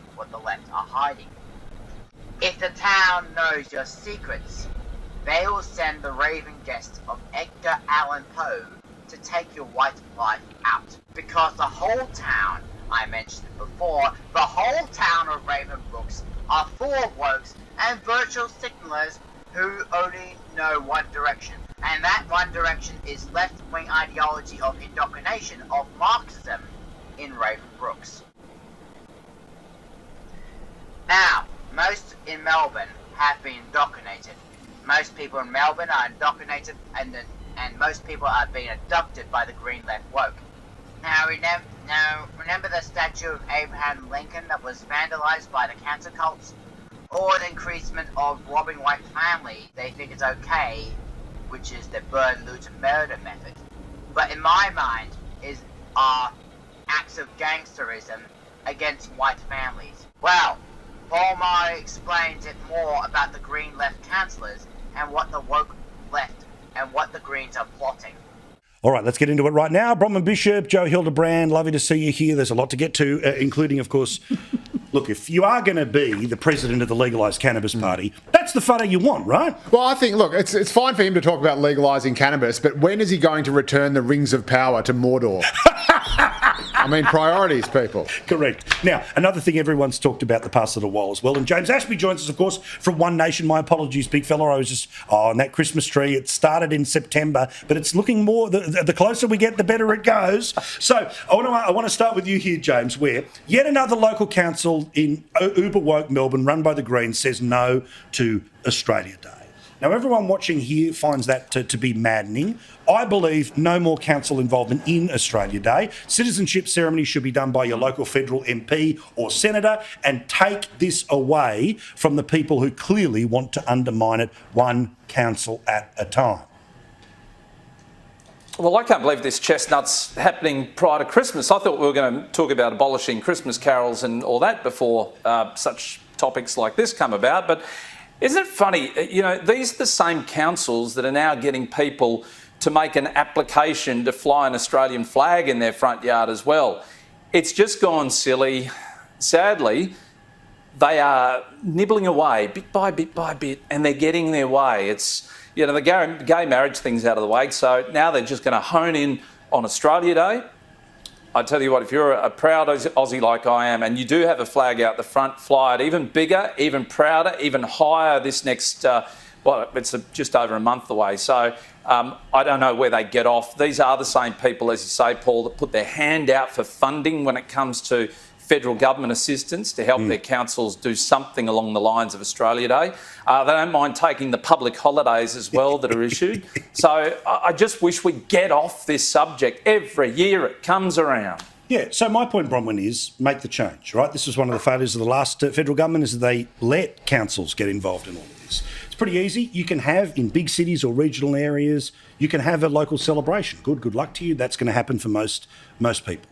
But I don't care anymore about local mayors who don't even run on this stuff. They get elected on something else about, you know, cutting down the number of unit developments that are taking place. But what they really do is they turn around and pull this stuff away. So what would you do? Well, the first thing to say is that any federal member of parliament can elect to conduct those ceremonies if they wish to do so. Good. The second thing to make is that Greens hate the concept of the nation state. They don't believe in the nation state. Australia is a nation state and they hate it. So anything they can do to tarnish, to pull away the pillars that support our nationalism, and it's not a dirty word, it is people who love their country, should not be surprised at. So very simply, just let the local members take it over, conduct it, and don't let them conduct But there's another thing here too, right? Ceremonies. Which is that I think that the major parties, or certainly the centre and centre-right, have just given up on local council. Run! Like, I know that every single person who declares themselves to be a conservative or a libertarian wants to run for the Senate, right? How many times do we see this? All those high-profile people. Well, I want to see people who are conservative, overtly conservative, not nutty conservative, just overtly traditionalist, actually running for local councils. Why is there not money? Why is there not some more effort put into this? Because, Joe, Labor does very well in terms of finding candidates that become mayors as a training ground. But I want normal people in a position to be able to say to the 5 or 6 kooks that actually put their hands up from the Greens, who go uncontested because nobody knows who their name is on the ballot paper, to actually bandy together and push back against these people. Yeah, it's a really weird one. For some reason, Conservatives, when they do run for local government, never actually want to run under a Conservative brand. So they'll call themselves, you know, well, it's kind of like what the Teals used to do, the local independent or whatever, whereas Labor and the Greens have no qualms. I have to say, in the inner west, the Greens Greens aren't worried about such trivial matters as Australia Day. They're writing to Joe Biden demanding that he drop all the charges and extradite Julian Assange. Oh, good. And also calling for a ban on nuclear submarines in the Cooks River. So keep it local. But how's the pothole going on Norton Street? The potholes are everywhere. But again, in that council, Labor is, Darcy Byrne as a mayor, thank God, after a brief interregnum of a Greens mayor. He has been the sensible voice. He has been the opposing voice about keeping things local. Why the Liberals don't actually tend to run under the Liberal brand? Why don't they? Well, it's one nation. Why don't it's they just get not true. And I've got to say, when I was party president, I was a very big advocate of having people run under the Liberal banner. And there are many councils where, indeed, there are pre-selected Liberal candidates running for those councils. Now, it's not something that the party embraces right across the board, but it does happen.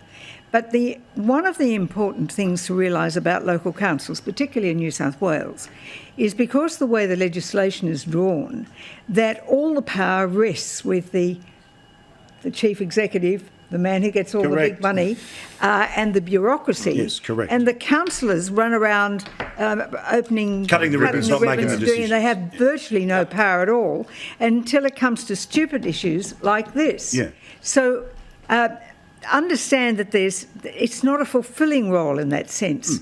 But the second thing to say is the way in which you vote in a council election is its proportional representation, which means that people on very low primary votes can work their way up on the preference deals and get elected into those last positions, which is why you get so many Greens in what would otherwise be Conservative areas. Yeah, but James, again, I don't know if it's ever been discussed, right? But the idea that, that there's places where you've been competitive in state seats. There are places where the Senate votes particularly well. So why don't we see One Nation candidates running for the Ipswich mayor or, running in Townsville or something like that? Oh, it does come down to party funds a lot of the time, and even the major parties are very selective as to where they do run, particularly in Queensland. It's mainly in that southeast corner. But councils in Queensland or councillors get paid reasonably well, unlike other states. Like if you have a look at the way that they're paid in New South Wales, it's pittance, and you have to have a full-time job, which for most families just doesn't work. If you've got kids and a wife or a husband and you've got other obligations with work, the $15,000 to $20,000 you might get paid is not worth the extra time taking all those phone calls about long grass and potholes and issues with sewage. So that's the reality of it. People don't have the time anymore unless you're unemployed like half the Greens and have got nothing better to do. You throw your name in the hat, and most of the time they get a job, and it's 20 grand more than what they had yesterday. So that is the issue. Queensland, on the other hand, I think they get paid reasonably well to take the job serious. I wish other states would follow in the same footsteps as our state. Now, most of us are uncovering the truths and theories, myths, and points of view that we're sharing out, there has always been a danger of woke-like sympathizers. They can infiltrate right-wing freedom fighters, and these woke sympathizers can betray us to the cyber left, or worse, the left can have Fanny stalk on us. The so-called e-safety group of left-wing safety group that censors people into making sure that hackers can be protected by the e-safety group so they can cover their tracks. And now the e-safety group are stalking our children, families, and our communities. The e-safety compared to the regime of China that has been spreading left-wing ideology. This left-wing ideology, or otherwise known as cyber left ideology, is then spreaded by the cyber left, known as hackers, or cyberwokes. Julie Inman Grant, a cyberwoke spreader of Vanessa Vanny wannabe, a hacker, and a complete globalist, has been attacking free speech. She was also responsible for censoring every speech we try to make out, so they can create virtual signalers or left-wing psychopaths, which is why she's trying to attack my voice.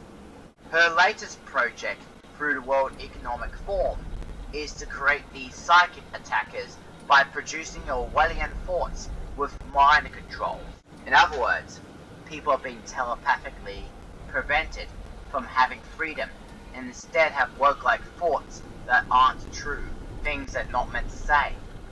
This meant white victims are being victimized by the Orwellian thought control, and once they're infected by the Orwellian thought control, then controlled by the left telepathically. And once they are possessed by cyberworks and have their thoughts change into woke-like socialists, it then converts their minds automatically through indoctrination and into cyberwoke hackers. That then hacks the data, stalk on right-wing activists, spread cyberwoke Marxism through computers. And then it spreads Marxism to not just other people, but also machines and animatronics, which makes them left-wing eerie rather than entertaining. All that, I explained in short words, is that the left have control to manipulate and telepathically hack people's minds. This has been complete brain manipulation. Bruce Wayne was right. Even Julie Grant would have an excuse of too many questions that she would be asking. By now, Julie Inman has ordered cyberworks and cyber hackers to continue to stalk on right-wing activists. These telepathic hackers can control computers to control the users who goes on them. Once there, telepathic hackers and the World Economic Forum can drain all the IQs from the user's mind, including right-wing souls and right-wing freedom, so cyberworks and Marxism can grow smarter as Stalin. This is brain manipulation she is creating. Julie Inman Grant creates brain manipulation. Compare Julie Inman Grant to Edward Nygma, who that Julie E. Grant is Edward Nygma wannabe. She commits crimes as a criminal. The cyberwokes and hackers are the law under her name. This e-safety ringleader has stalked on us. They're plotting to stalk on us through social media to maximize engagement, so they can stalk on us badly. Cyberwokes are spying on Australians through every social media platform. Cyberwokes such as the World Economic Forum and Miss Inman Grant. She alerted the hackers to turn up the wick, so therefore hackers can scam us and hackers can fraud us badly. Her goal is to censor free speech and increase the huge amount of cyberwoke ideology, which therefore the increasement of hackers.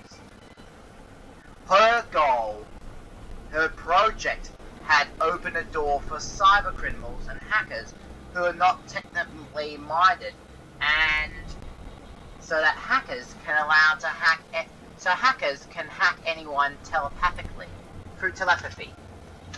Compare Miss Inman Grant to the dancing rabbit lady known as Manny. Both are the same. That could explain in theory of FNAF that Inman Grant could be the tape girl who led Vanessa into being telepathically controlled by Asia into the hands of glitch-trap William Afton. Then it gets worse. Much worse. Miss Inman Grant had tech companies to hack into our files and into our personal data, and with special tactics with greater transparency so they can spy on us, and then Miss Inman can send hackers to swoop onto our data, and then hackers of Inman Grant can blackmail us. This is similar to what has happened to Medibank. Hackers are starting to know our tactics, and so they start to stalk on right-wing freedom patriots. And now hackers are stalking on right-wing patriots, which is why Inman Grant, the e-safety leader, is responsible for the Inman Grant, Miss Inman Grant of the e-commissioner, the e-safe hacker. She's responsible for the cyber hack on both Optus and Medibank customers. Inman Grant forced and orders us. Inman Grant orders social medias to interfere with our free speech or any of our freedom inspirations. So be on the lookout for any cyberworks, because Inman Grant, the so-called safety commissioner, the so-called safety ringleader, Inman Grant has opened a door for cyber hackers who are not technically minded. While Inman Grant wanted hackers While Miss Inman Grant wanted hackers to cut their tracks as they went, hackers can continue to stalk on us. The cyberwokes can continue to stalk on us. So be careful. So be careful, everyone. Now, there has been mock of the week imagery going on, and what on the becoming of the left-wing hypocrite woke, such as Jim Carrey. But the biggest but idiotic version of Jim Carrey was the Green Left opinionist of the ABC. The provisional Green Left of the ABC, their media member of Jim Carrey wannabe, Paul Barry of Media Watch. Ever heard of the Media Watch, the organisation that you want to be less than that? The Media Watch is a 15-minute show that it doesn't mostly hold the media to account. Paul Barry won't be held accountable for what they do to other medias. The ABC instead pushed Greenberry's left-wing agenda towards badly and hypocritically attack News Corp media, such as Sky News. Paul Barry won't be held accountable for what they do to other medias. The ABC instead pushed Greenberry's left-wing agenda towards badly and hypocritically attack News Corp media, such as Sky News. Barry apparently seems to have several issues with News Corp. Paul Barry has the weirdest hypocritical craziness between Jim Carrey and Joe Biden. And just like any other green left activist, Barry is an environmental alarmist. No, really, Paul Barry is like a parrot. The Media Watch Paul Barry is a parrot of the Media Watch. Now, while we're on climate alarmists, let's have a look at one of the most obvious green left opinionistas at the ABC.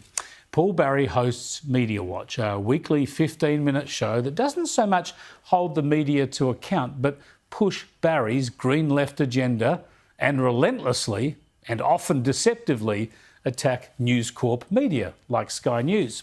Barry seems to have issues with News Corp. But first and foremost, like any green left activist these days, Barry is a climate alarmist.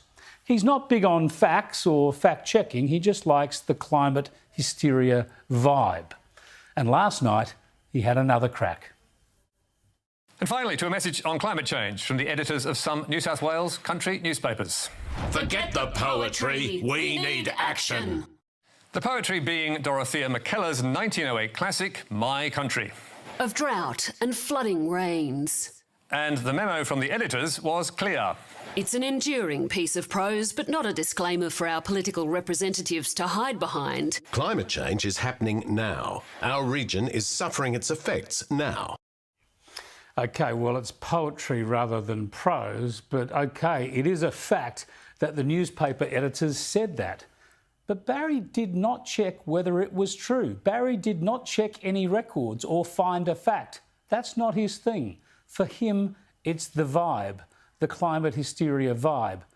And, of course, the News Corp thing too. Have a look. Our experts keep forgetting that Australia really is a land of droughts and flooding rains. Flooding rains follow droughts, which follow rains, which follow droughts. That was Andrew Bolt last month. And here's another poetry fan on Sky reacting to the floods in Western New South Wales. We're always going to have floods in this land of droughts and flooding rains. OK, so we all know the line, and Barry went on to mock this. But is Barry saying it's not true? Is he saying that the relentless cycle of drought and flood and bushfire is not as much a part of the Australian ecosystem as marsupials and eucalypts? Well, Barry doesn't seem to bother with scientific or factual questions like that. What he likes is alarmism. 2 weeks ago, the nation's top climate scientists had more bad news with a report on the state of the climate, predicting...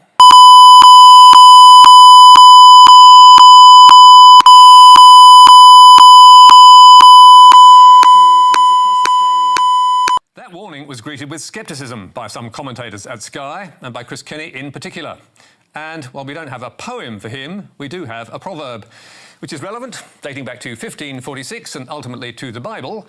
And it goes, "There are none so blind as those that will not see." Yes. It's a bit tiresome, this, isn't it? Although always the catastrophic predictions and always the desperation to find them coming into reality. So Barry quotes a warning saying fires, droughts and floods will become worse. Then he points to floods and says, see, it's happening. I mean, imagine the intellectual rigour. That's not science. That's not journalism. That's just not sensible. If Barry had any intellectual integrity and if the ABC had any journalistic standards, Media Watch would at least check the records to see if the floods are records or if there are more of them, if things have gotten worse or whether he is just getting a little ahead of himself. Well, heads up for many vintage YouTubers such as Captain Bulldog, Tom Joe Twins, X-Soft, and especially Lego Animation 6370. They would be fearing that their videos would be swamped by Paul Barry. I mean, the Paul Barry vibes could wreck YouTubers' reputation, which is many YouTubers like Captain Bulldog had gone offline thanks to Paul Barry. I mean, the most clips, for example, are just plain animations of stop-motion films from stories and things of the past, and sometimes a laugh, such as the Lego testers of the dam breaches from King of Dams, KMC, and BT, which is obviously his hobby. For example, The Pilgrim's Son by Captain Bulldog, set in 1624 to 1629, during the Pilgrim series. These animations, one of them, is part of the Pilgrim's movie. Floods, winds and floods, until the first white born in America, 1624, meant the floods had stopped as the tempest dies. The native Indian Puranas claimed that in 5 summers' time, the spirit of the weather, aka Tempest, would spread bigger floods in the New Plymouth from the Saanich Valley, unless the child of the Gates family dies on the eve of the storm's return. Now, Squanto, the American Indian, he know that this was an act of wokeism, and he forbids Puranas to harm anyone, especially white. Puranas made the Tempest sacrificial up to perform wokes that Puranas was tricked by the spirit of a demon, because Puranas' tea party, which is what Paul Barry's in. Paul Barry's in his tea party, until the tea party of Puranas floats away. Mrs. Roosevelt!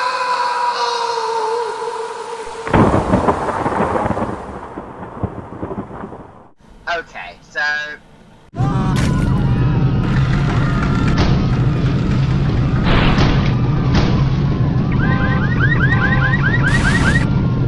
another animation, Tom Joe Twins' animation of earthquakes, and volcano eruptions, and meteor strikes, to find out it was just a dream.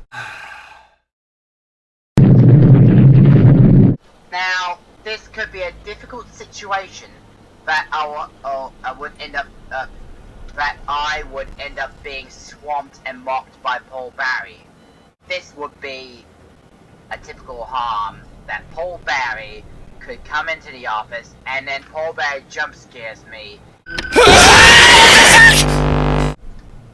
Paul Barry does get a bit quirky at night. So to counter Paul Barry, his words, he was asking, and because his question, he's asking if I was having fun yet. No, I'm not prepared. But I just found Paul Barry's horny secrets. First of all, Paul Barry is a simp. And compare Paul Barry to the crazy version of Jack Worthy We Happy Few, with Paul Barry's facial grin, Paul Barry's stupid look grin of Paul Barry.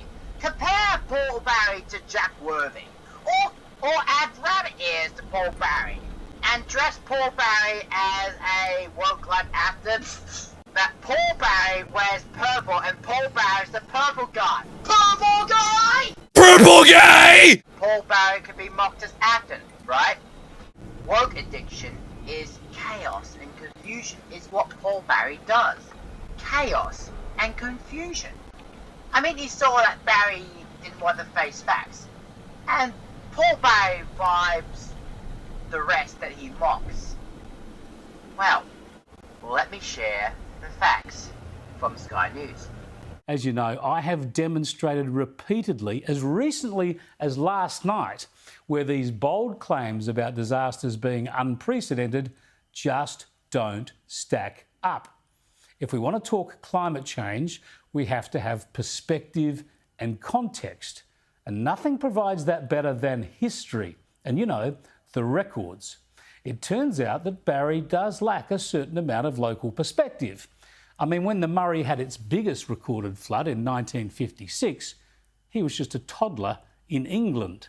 Chances are he never even heard about it growing up, nor would he have visited the river towns and seen the markers of the astonishing flood levels. And then, of course, there was the big flood of 1974. The floods this current one might yet rival. Well, Barry was a young man by then, in his 20s, but he was still in England. So those floods probably didn't cross his radar then either. And what about the drought of the early 80s and the horrendous Ash Wednesday bushfires of 1983? Yeah, they're scarred into our memories, aren't they?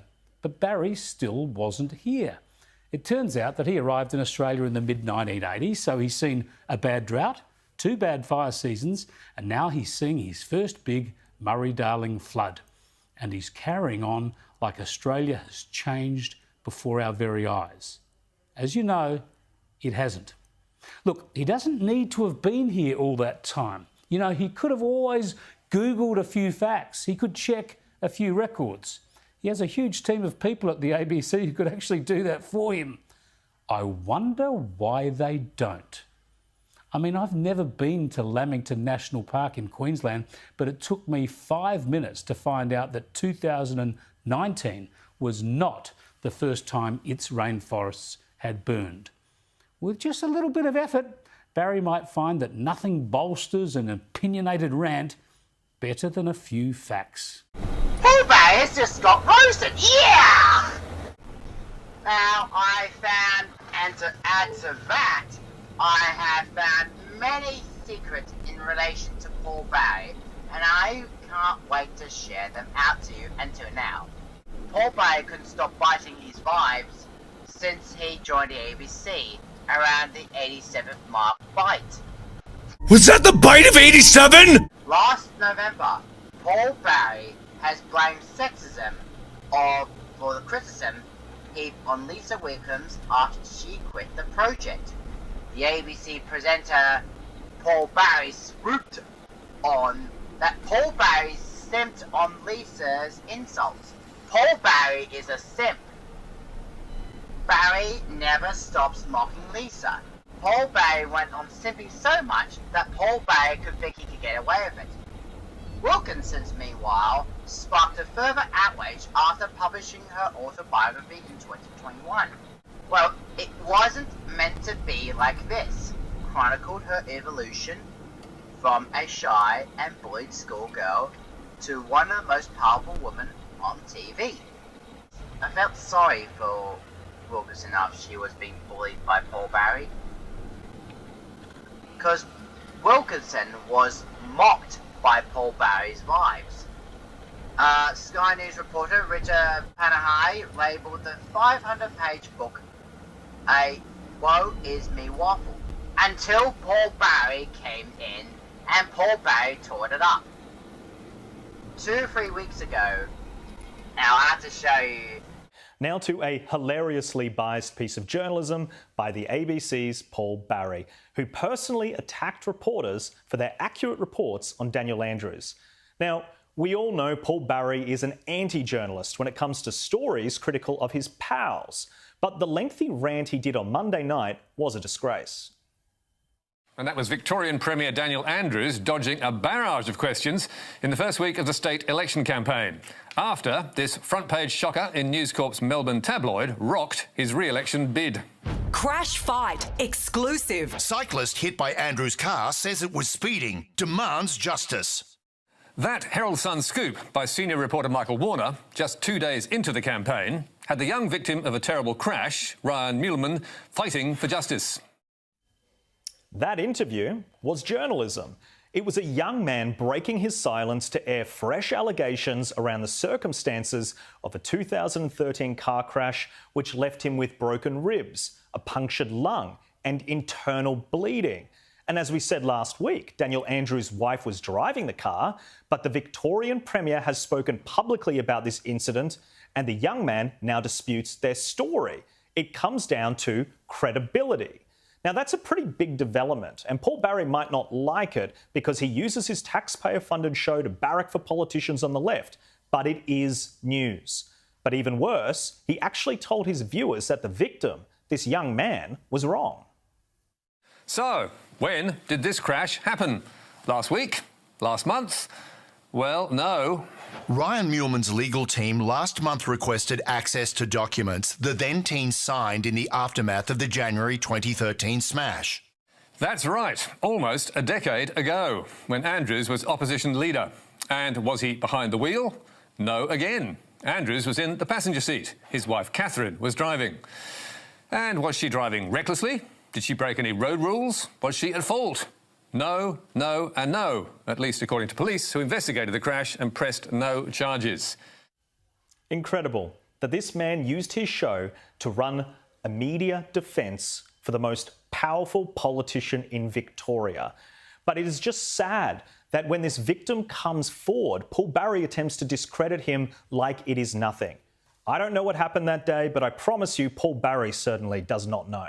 And for the crime of publishing quotes from a young man who simply wants answers, and for other accurate reporting about the tiny set of stairs Daniel Andrews fell from, Paul Barry had this to say. I have seen some rubbish in my time, but the Herald Sun's campaign coverage last week really does take the cake. Tim, Paul Barry, we know where his bias lays.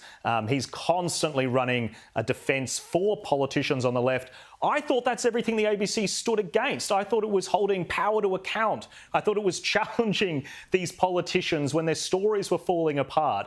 How does he get away with this? Well, just making a personal note, anything that happened before January 2013 is now apparently, that's history. That we can never go back there. Forget talking, forget Watergate, forget the moon landing, forget God knows how many things that occurred. January 2013 is when history begins, and we can only address events after that. When Paul Barry says that he's seen some things in his time, well, he's presented a lot of them. And now he is judging the Herald Sun for their coverage of the state premier during an election. That's when you tend to run stories like this. And as well, he's belittling the use of a front page photograph of the 2 steps that brought Dan Andrews down, literally. Now, that's a front page photograph any day of the week in Victoria. And the fact that the steps were just a minimal kind of thing doesn't mean the injuries didn't occur. For him to make this out to be the worst episode of journalism in history, no. You're wrong, Paul, again. Caroline, he was using words such as, phrases such as conspiracy theories. I always find it interesting how Paul Barry seems to know more than every single person on earth. He seems to have this concrete understanding of what is fact and fiction when the police don't know. He glossed over the fact that the police on the scene were actually under investigation at one stage. That wasn't mentioned in his report.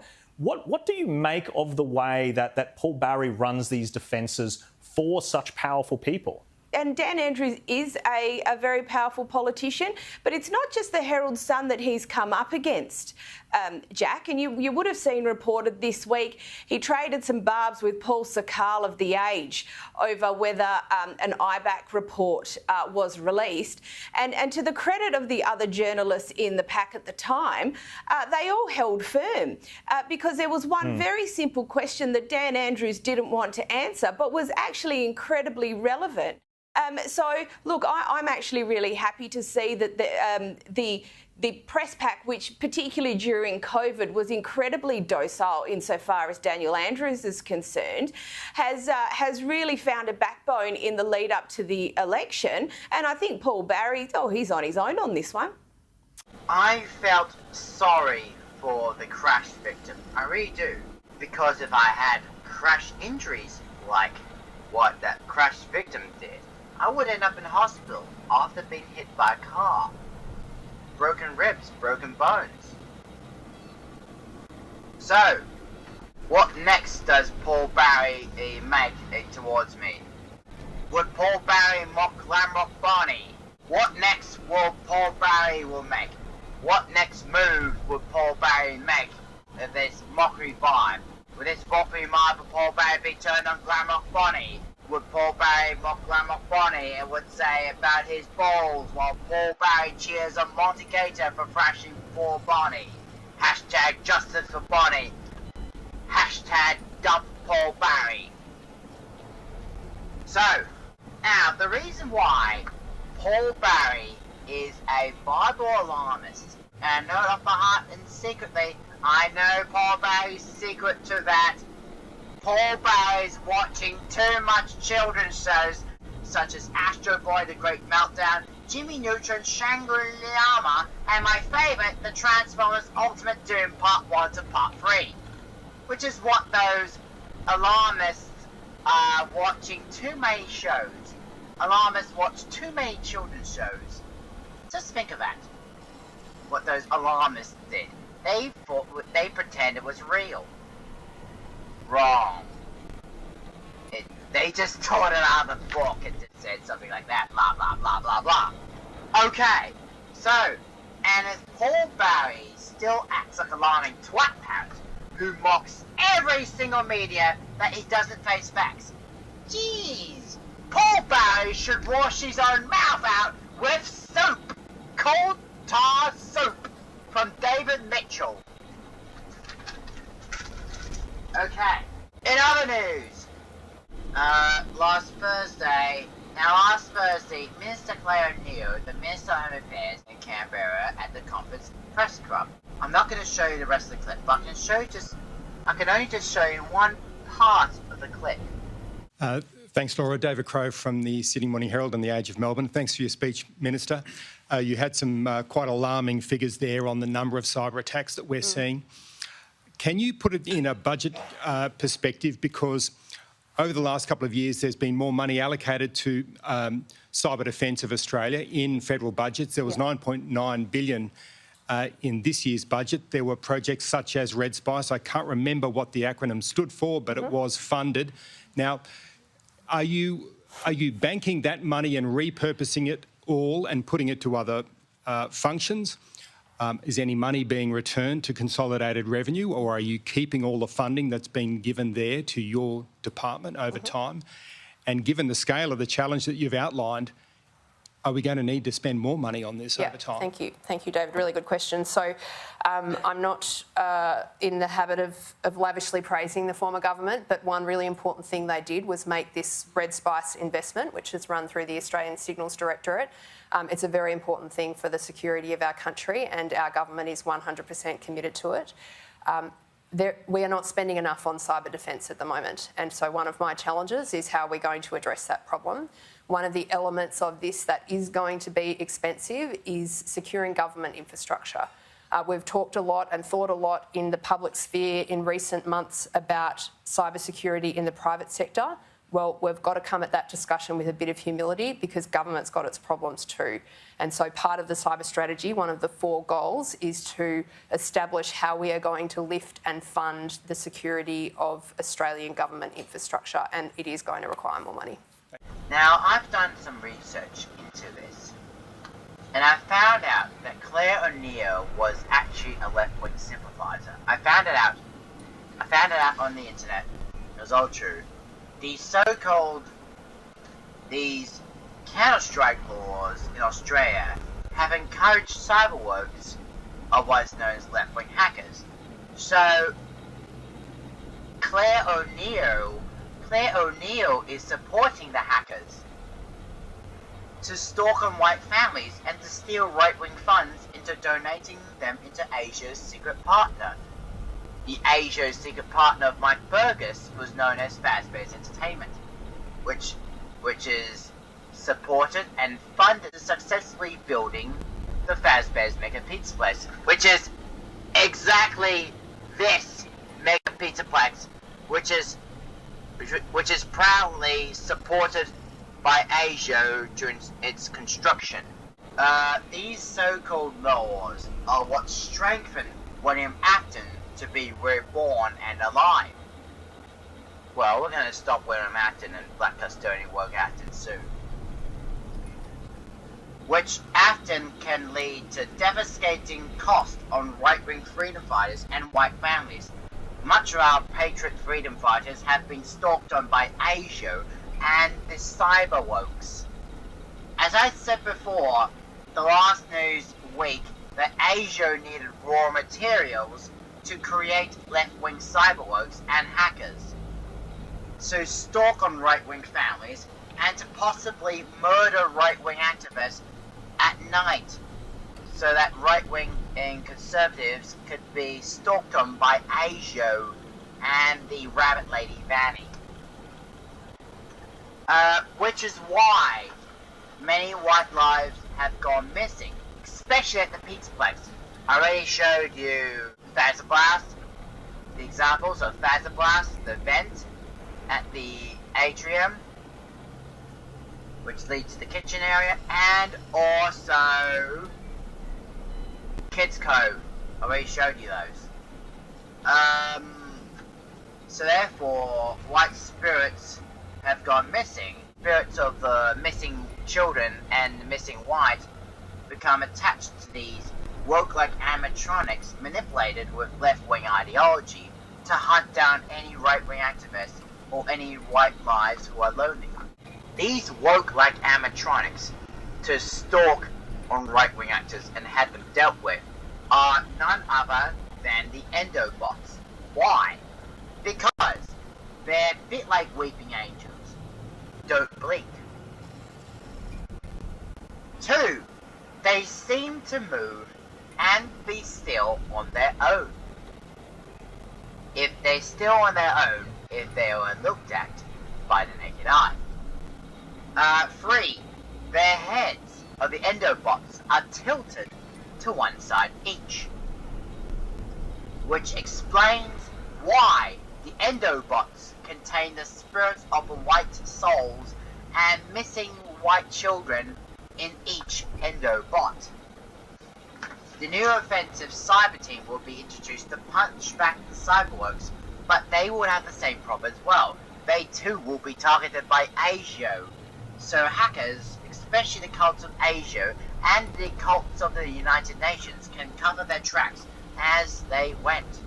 Now, Medibank has been seriously damaged and was targeted by Asia, especially the cults of Asia and the Asia radicals, to hunt down patriot freedom fighters and white families. Medibank has closed its stores because it was badly targeted by Asia and the left so badly. So that meant Medibank has gone into complete security overhauls. The Home Affairs Minister has presented a dark picture of Australia's strategic circumstances, warning it's the most dangerous time since World War II. Cyber threats are at the forefront as Medibank continues to reel from the massive data breach. First a massive cyber hack, now a forced shutdown. Medibank will close all its retail stores and customer call centres from this Friday night. Australia's biggest health insurer apologised to customers for the inconvenience, but argues it's the next necessary phase of ongoing work to further safeguard its network. In October, hackers stole almost 10 million customer files and demanded a $15 million ransom. When the company refused to pay, confidential medical data was released on the dark web. And guess who caused that dark web share out? Asia took the files from Medibank and Asia alone shared it to the dark web. It was Asia who created that transfer to the dark web. Medibank being blamed on by Asia meant that the Information Commissioner would fine Medibank harshly around $2 million for each breach that has been caused by the Asia cyber wokes. This would lead to Medibank in hot water and pizza grease. Asia and their cults, they managed to hack on Medibank in order to stalk on white families and to stalk on right-wing patriots, especially the freedom fighters. Now don't get me wrong, viewers. Thanks to Asia stalking on right-wing activists, many people would see the Australia and white residents as honeypots, waiting to be scooped out by Vanny and the cyber wokes, such as the Asia cults, and especially Vanny herself. Right-wing souls could end up inside Asia's Princess Quest. And it's not the only hack. Apparently it was one of 16 successful major hacks on Australian companies in November alone. Joining me live for more on this is Cyber Intelligence and Public Policy Director at CyberX, Catherine Manstead. Thanks for your time. So, interesting headline on this, successful attacks. Are they not as successful as what happened on Medibank? What does that actually mean? Do they get data, cash? What do we know about them? Yeah, so we're talking about 16 major attacks against Australian organisations in November, Tom. These are cyber extortion attacks. So these are the less likely but really high impact type of cyber attacks that Australian organisations face. It's the ransomware attack or the data theft extortion attack like that experienced by Medibank, when the cyber criminals come in, they lock up your systems or they steal your most sensitive data and threaten you, hold you at risk until you pay them a ransom. And so the other interesting part about this is the multiple groups involved. What does this show, that more and more people see Australia in particular as a honeypot? Yeah, that's the most remarkable thing actually here. So we had 16 attacks that were publicly claimed by major cyber extortion groups in November, but that activity was spread across 12 organisations. Now, in the past, we've normally seen about 4 or 5 cyber extortion gangs victimising Australia. 12 is actually quite a significant number. What that tells us is a couple of things. The first is that perhaps it's becoming easier for these cyber extortion groups to break into the market. There's a commoditisation of malware and the tools of doing harm online that's occurring. We're also seeing a lot of volatility in Russia and Ukraine as a result of Russia's invasion of Ukraine that's potentially driving cybercrime, because a lot of our cyber criminals are the big end of town for cybercrime. And it's also possibly true, as you suggest, Tom, that when there are more high-profile breaches against Australia, that in some sense might encourage more cyber criminals to try their hand at victimising Australian organisations and ultimately the Australian consumers who sit behind and are serviced by those organisations. That was Catherine Manstead. 16 cyber attacks were publicly claimed by both the Cult of Asia and the Cult of the United Nations. So it was the Joe Biden and also Australian consumers. They too were stalked on cyberworks of the United Nations. That Joe Biden is lurk around these left-wing groups. Don't get me wrong, viewers, and don't follow Sombra's idea, and don't even think about seeing Sombra about that. Can even lurk into your phone. The cult of Mike Burgers, the Asia woke-like leftists, they stalk on white families. And all that hack had all started, as I said before, it started off with Asia stalking on Australians who were attempting to travel to Ukraine. Asia talked them out of it and into cyber woke leftism, which is why the cyber woke likes they created by Asia to stalk on white families. Asia's virtual signaling cult stalked and right-wing activists so badly that Asia encourages 12 extortion groups from the United Nations to cyber-attack Medibank badly into stalking on white families successfully. The malware and tools are what Asia and the United Nations use to target Australians badly, and that the left target Australians badly and to track them down into being stalked on and had them dealt with by blackmail. Asia cults stalked on Australians so badly, and Asia cults had them dealt with so badly that Asia hackers encouraged the United Nations to victimize right-wing residents and Australian residents, and also Australian consumers. They too were stalked on cyberworks of the United Nations. The cybercrime ecosystem that was committed by the Asia cults meant stalking on right-wing freedom fighters and white residents are what the cyberworks perform, as in harming white lives badly. So harming white lives are what makes money more digitally. Harming white lives to death is what the left make money from digitally. Asia cults, along with the cyberworks, or even left-wing cybers or left-wing hackers, such as Vanny, can even lurk into your phone. The cults of Mike Burgess would have their hands on your conservative credentials. Once there, Asia hacks into your account and then takes all your funds. Asia steals your personal information, so cyberworks can blackmail you. Asia can blackmail you into paying their ransom, or in other words, cyber highway robbery, blackmail. And so the Asia cults will hack your funds badly, and if failed, Asia will exploit them to health secrets and personal data automatically, and into global black web, and then into the market of China, the cyber market of China, to sell, and they sold it to China. Law enforcers are powerless to stop the cyberworks, especially the cults of Asia, or even they're powerless to stop Mike Burgess or the cults of Burgess. Any cybersecurity staff attempt to stop the hackers will be targeted by Asia as a harmer. In other words, cyber enforcers will be targeted by cyberworks and by the cults of Asia. Asia and Burgess, they reduced our freedom and they increased hackers to make sure that cybercrims, especially the cults of Asia, can cover their tracks under the approval of Asia as they went. As I said before, beware of Asia and their cults. The cyber left, the UN extremists, the cyberworks, the UN cults, World Economic Forums, and especially the monster of Asia, the glitch trap, and the special agent secretly of Mike Burgess, known as the Rabbit Lady Vanny. So beware and be careful, everyone.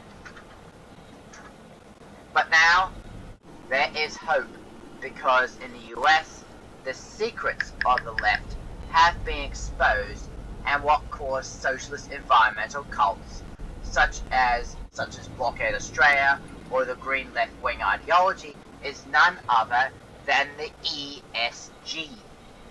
And I'm not lying about this, because the next clip, this clip, will blow your mind. On climate policy, there is hope. In the US, a fight back has begun. You all know how big business these days is as woke as the bureaucracy. It's as woke as the ABC, sometimes as woke as the Greens, especially on climate change. They're often forced into this stuff by shareholder activism, especially when it's promoted by the union-controlled super funds who wield enormous influence in this country. When it comes to net zero and renewable energy, much of this is driven by the ESG movement, environmental, social and governance movement, the modern version of the triple bottom line, where companies must demonstrate their moral virtue in order to keep the shareholder activists at bay and, importantly, prevent online campaigns against their operations. There is now a whole industry around the world advising companies on how to deal with all this. ESG relates to a broad set of environmental, social, and corporate governance considerations for companies. And investors are keenly focused on how companies manage ESG considerations. Yeah, well, in the US, the new Republican-controlled House of Representatives is flexing its muscle against the way ESG is being weaponised. First up, it's targeted gigantic asset management firms over their ESG goals. Republicans are calling the big three asset managers the new emperors because of the influence they wield over big corporations. In a new report, GOP staff at the Senate Banking Committee argue that BlackRock, State Street and Vanguard aren't actually passive investors because they're trying to shape companies' climate or social policies. So the Republicans are calling for more disclosure and accountability, but through another House committee, they are threatening to use antitrust laws, or what we would call anti-monopoly powers, to tackle the ESG issue. Woke corporations are collectively adopting and imposing progressive policy goals that American consumers do not want or do not need, says a letter from senior Republicans. An individual company's use of corporate resources for progressive aims might violate fiduciary duties or other laws, harming its viability and alienating consumers. And they go on to say, but when companies agree to work together to punish disfavoured views or industries, or to otherwise advance environmental, social and governance goals, this coordinated behaviour may violate the antitrust laws and harm American consumers. So this is some fight back against the ESG agenda, but don't expect immediate results.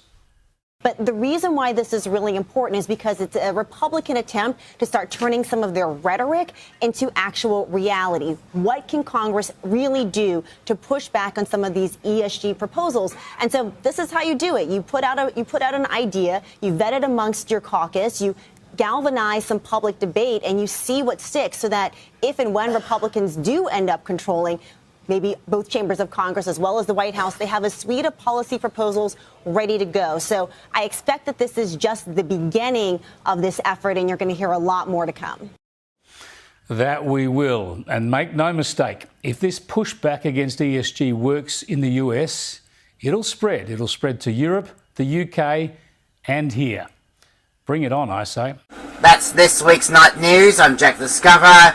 Let's take down the Black Custodian William Afton for good. I got a perfect way to stop the Asia cult. Wow, carbonated pepperoni with a hint of cheese.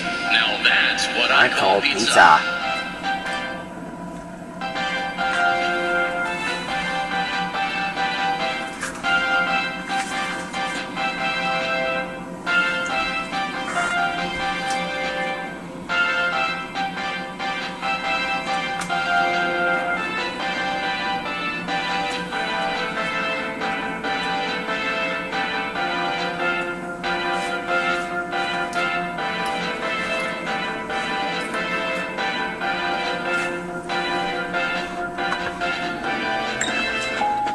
Oh, hello.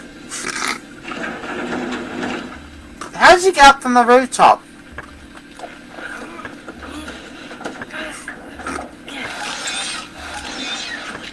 Let's save this first, because... Let's save this first. Ow! Oh! Okay, keep on running. That's my Faz-glock!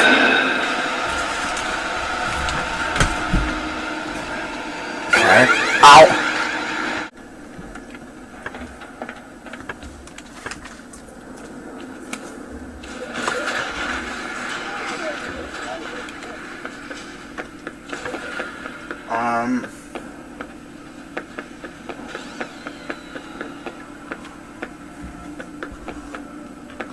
Let's stop this so-called voice.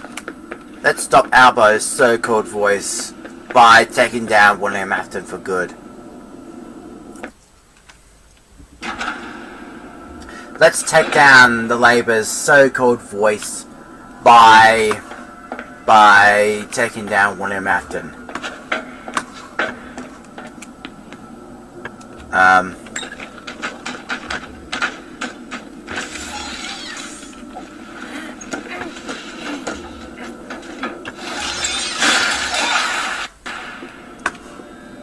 So this is underneath Roxy's Raceway, the subterranean, and a bit of a collapsement, and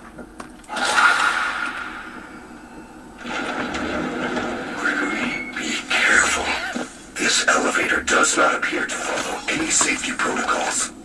I do not think it can survive more than one trip. We'll give it a try.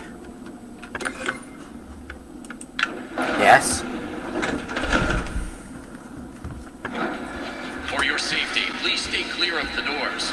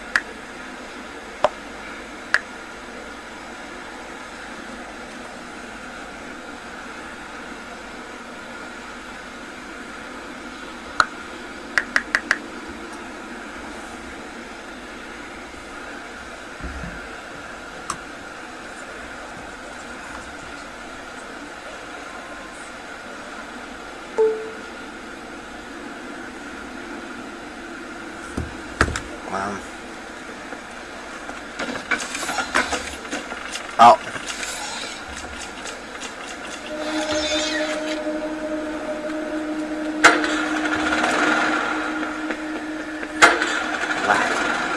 Black custodian monsters of Afton.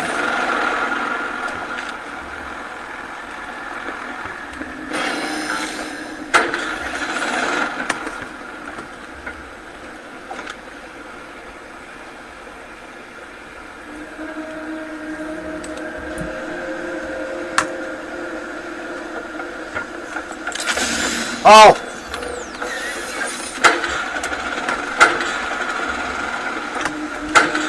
Well, that was close.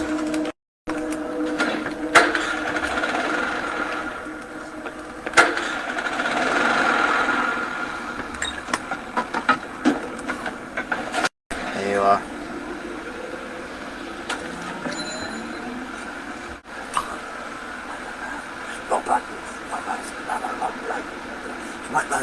White loaves and Mars. Without anything. Don't be a black foggy jack. Don't be a black foggy jack. Don't be a black foggy jack. Don't be a black foggy jack. Don't be a black foggy jack. Don't be a black foggy jack. Don't be a black foggy jack. Don't be a black foggy jack. Don't be a black foggy jack.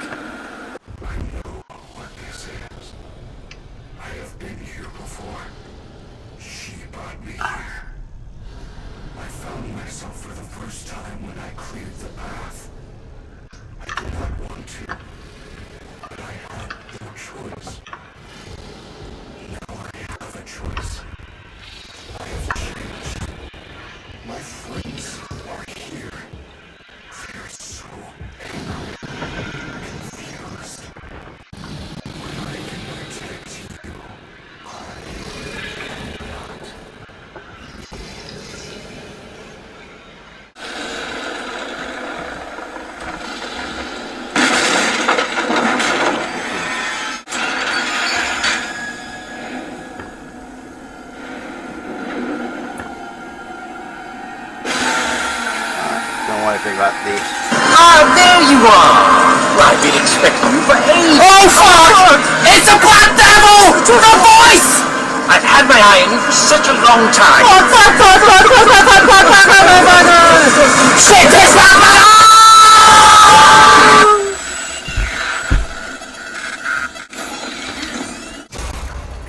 Ready or not? What was that? Here I come! There has to be a way out of this maze. Is trying to take control of me. I do not think I can fight it for long. What is that thing? Look out! It's Chica! Shut the doors! Please! Don't torment me for all eternity! I don't even remember. I must say I'm disappointed. I did my best work to impress you. Impress me? Then you are the devil? Oh, It's Roxy! One What do I do? yes. Everyone's had good old funny jacket. What do you want with me? I was rather hoping you'd write a song about me. You know, after I killed all your pesky fans. That means... Well, that means... I did not kill... I didn't kill anyone! I was a witness! I'm not irredeemable! I mean, okay, I've been fairly shit. But I'm not Ethan! Au contraire, Nick, I think we're just alike. Fans aren't enough, are they? The real you disappoints them, doesn't it? When you gut them in the fog, then you have their attention, don't you? No. You really won't be my friend? Ethan's mental! Then you can be my next trophy.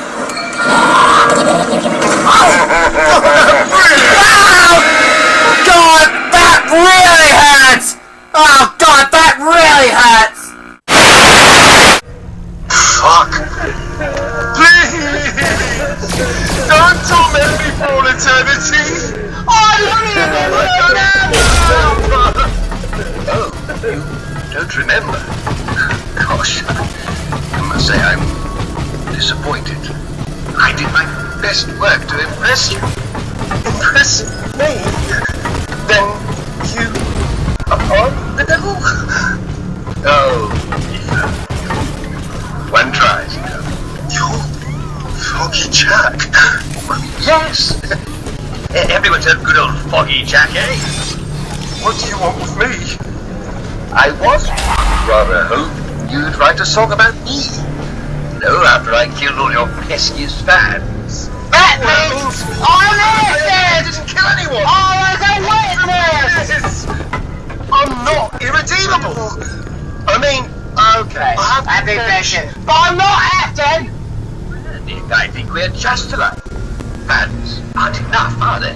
The real you disappoints them, doesn't it? And when you gut them in the fog, then you have their attention, don't you? No.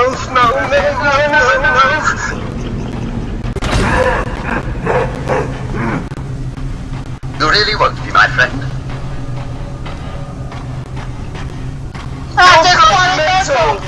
Then you can be my next trophy.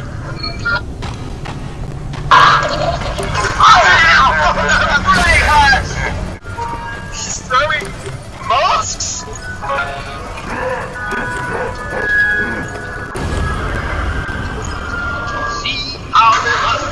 See how hang on, mace.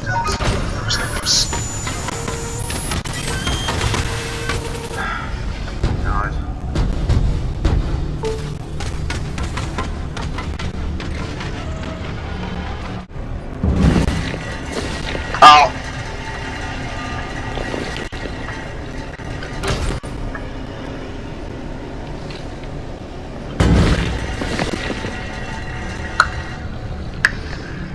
Okay. Big blob.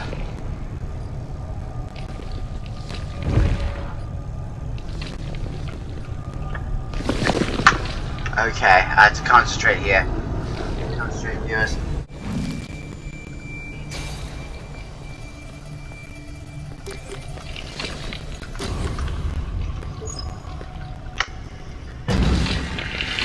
I'm not sure if I'm live or not. Oh, the blob.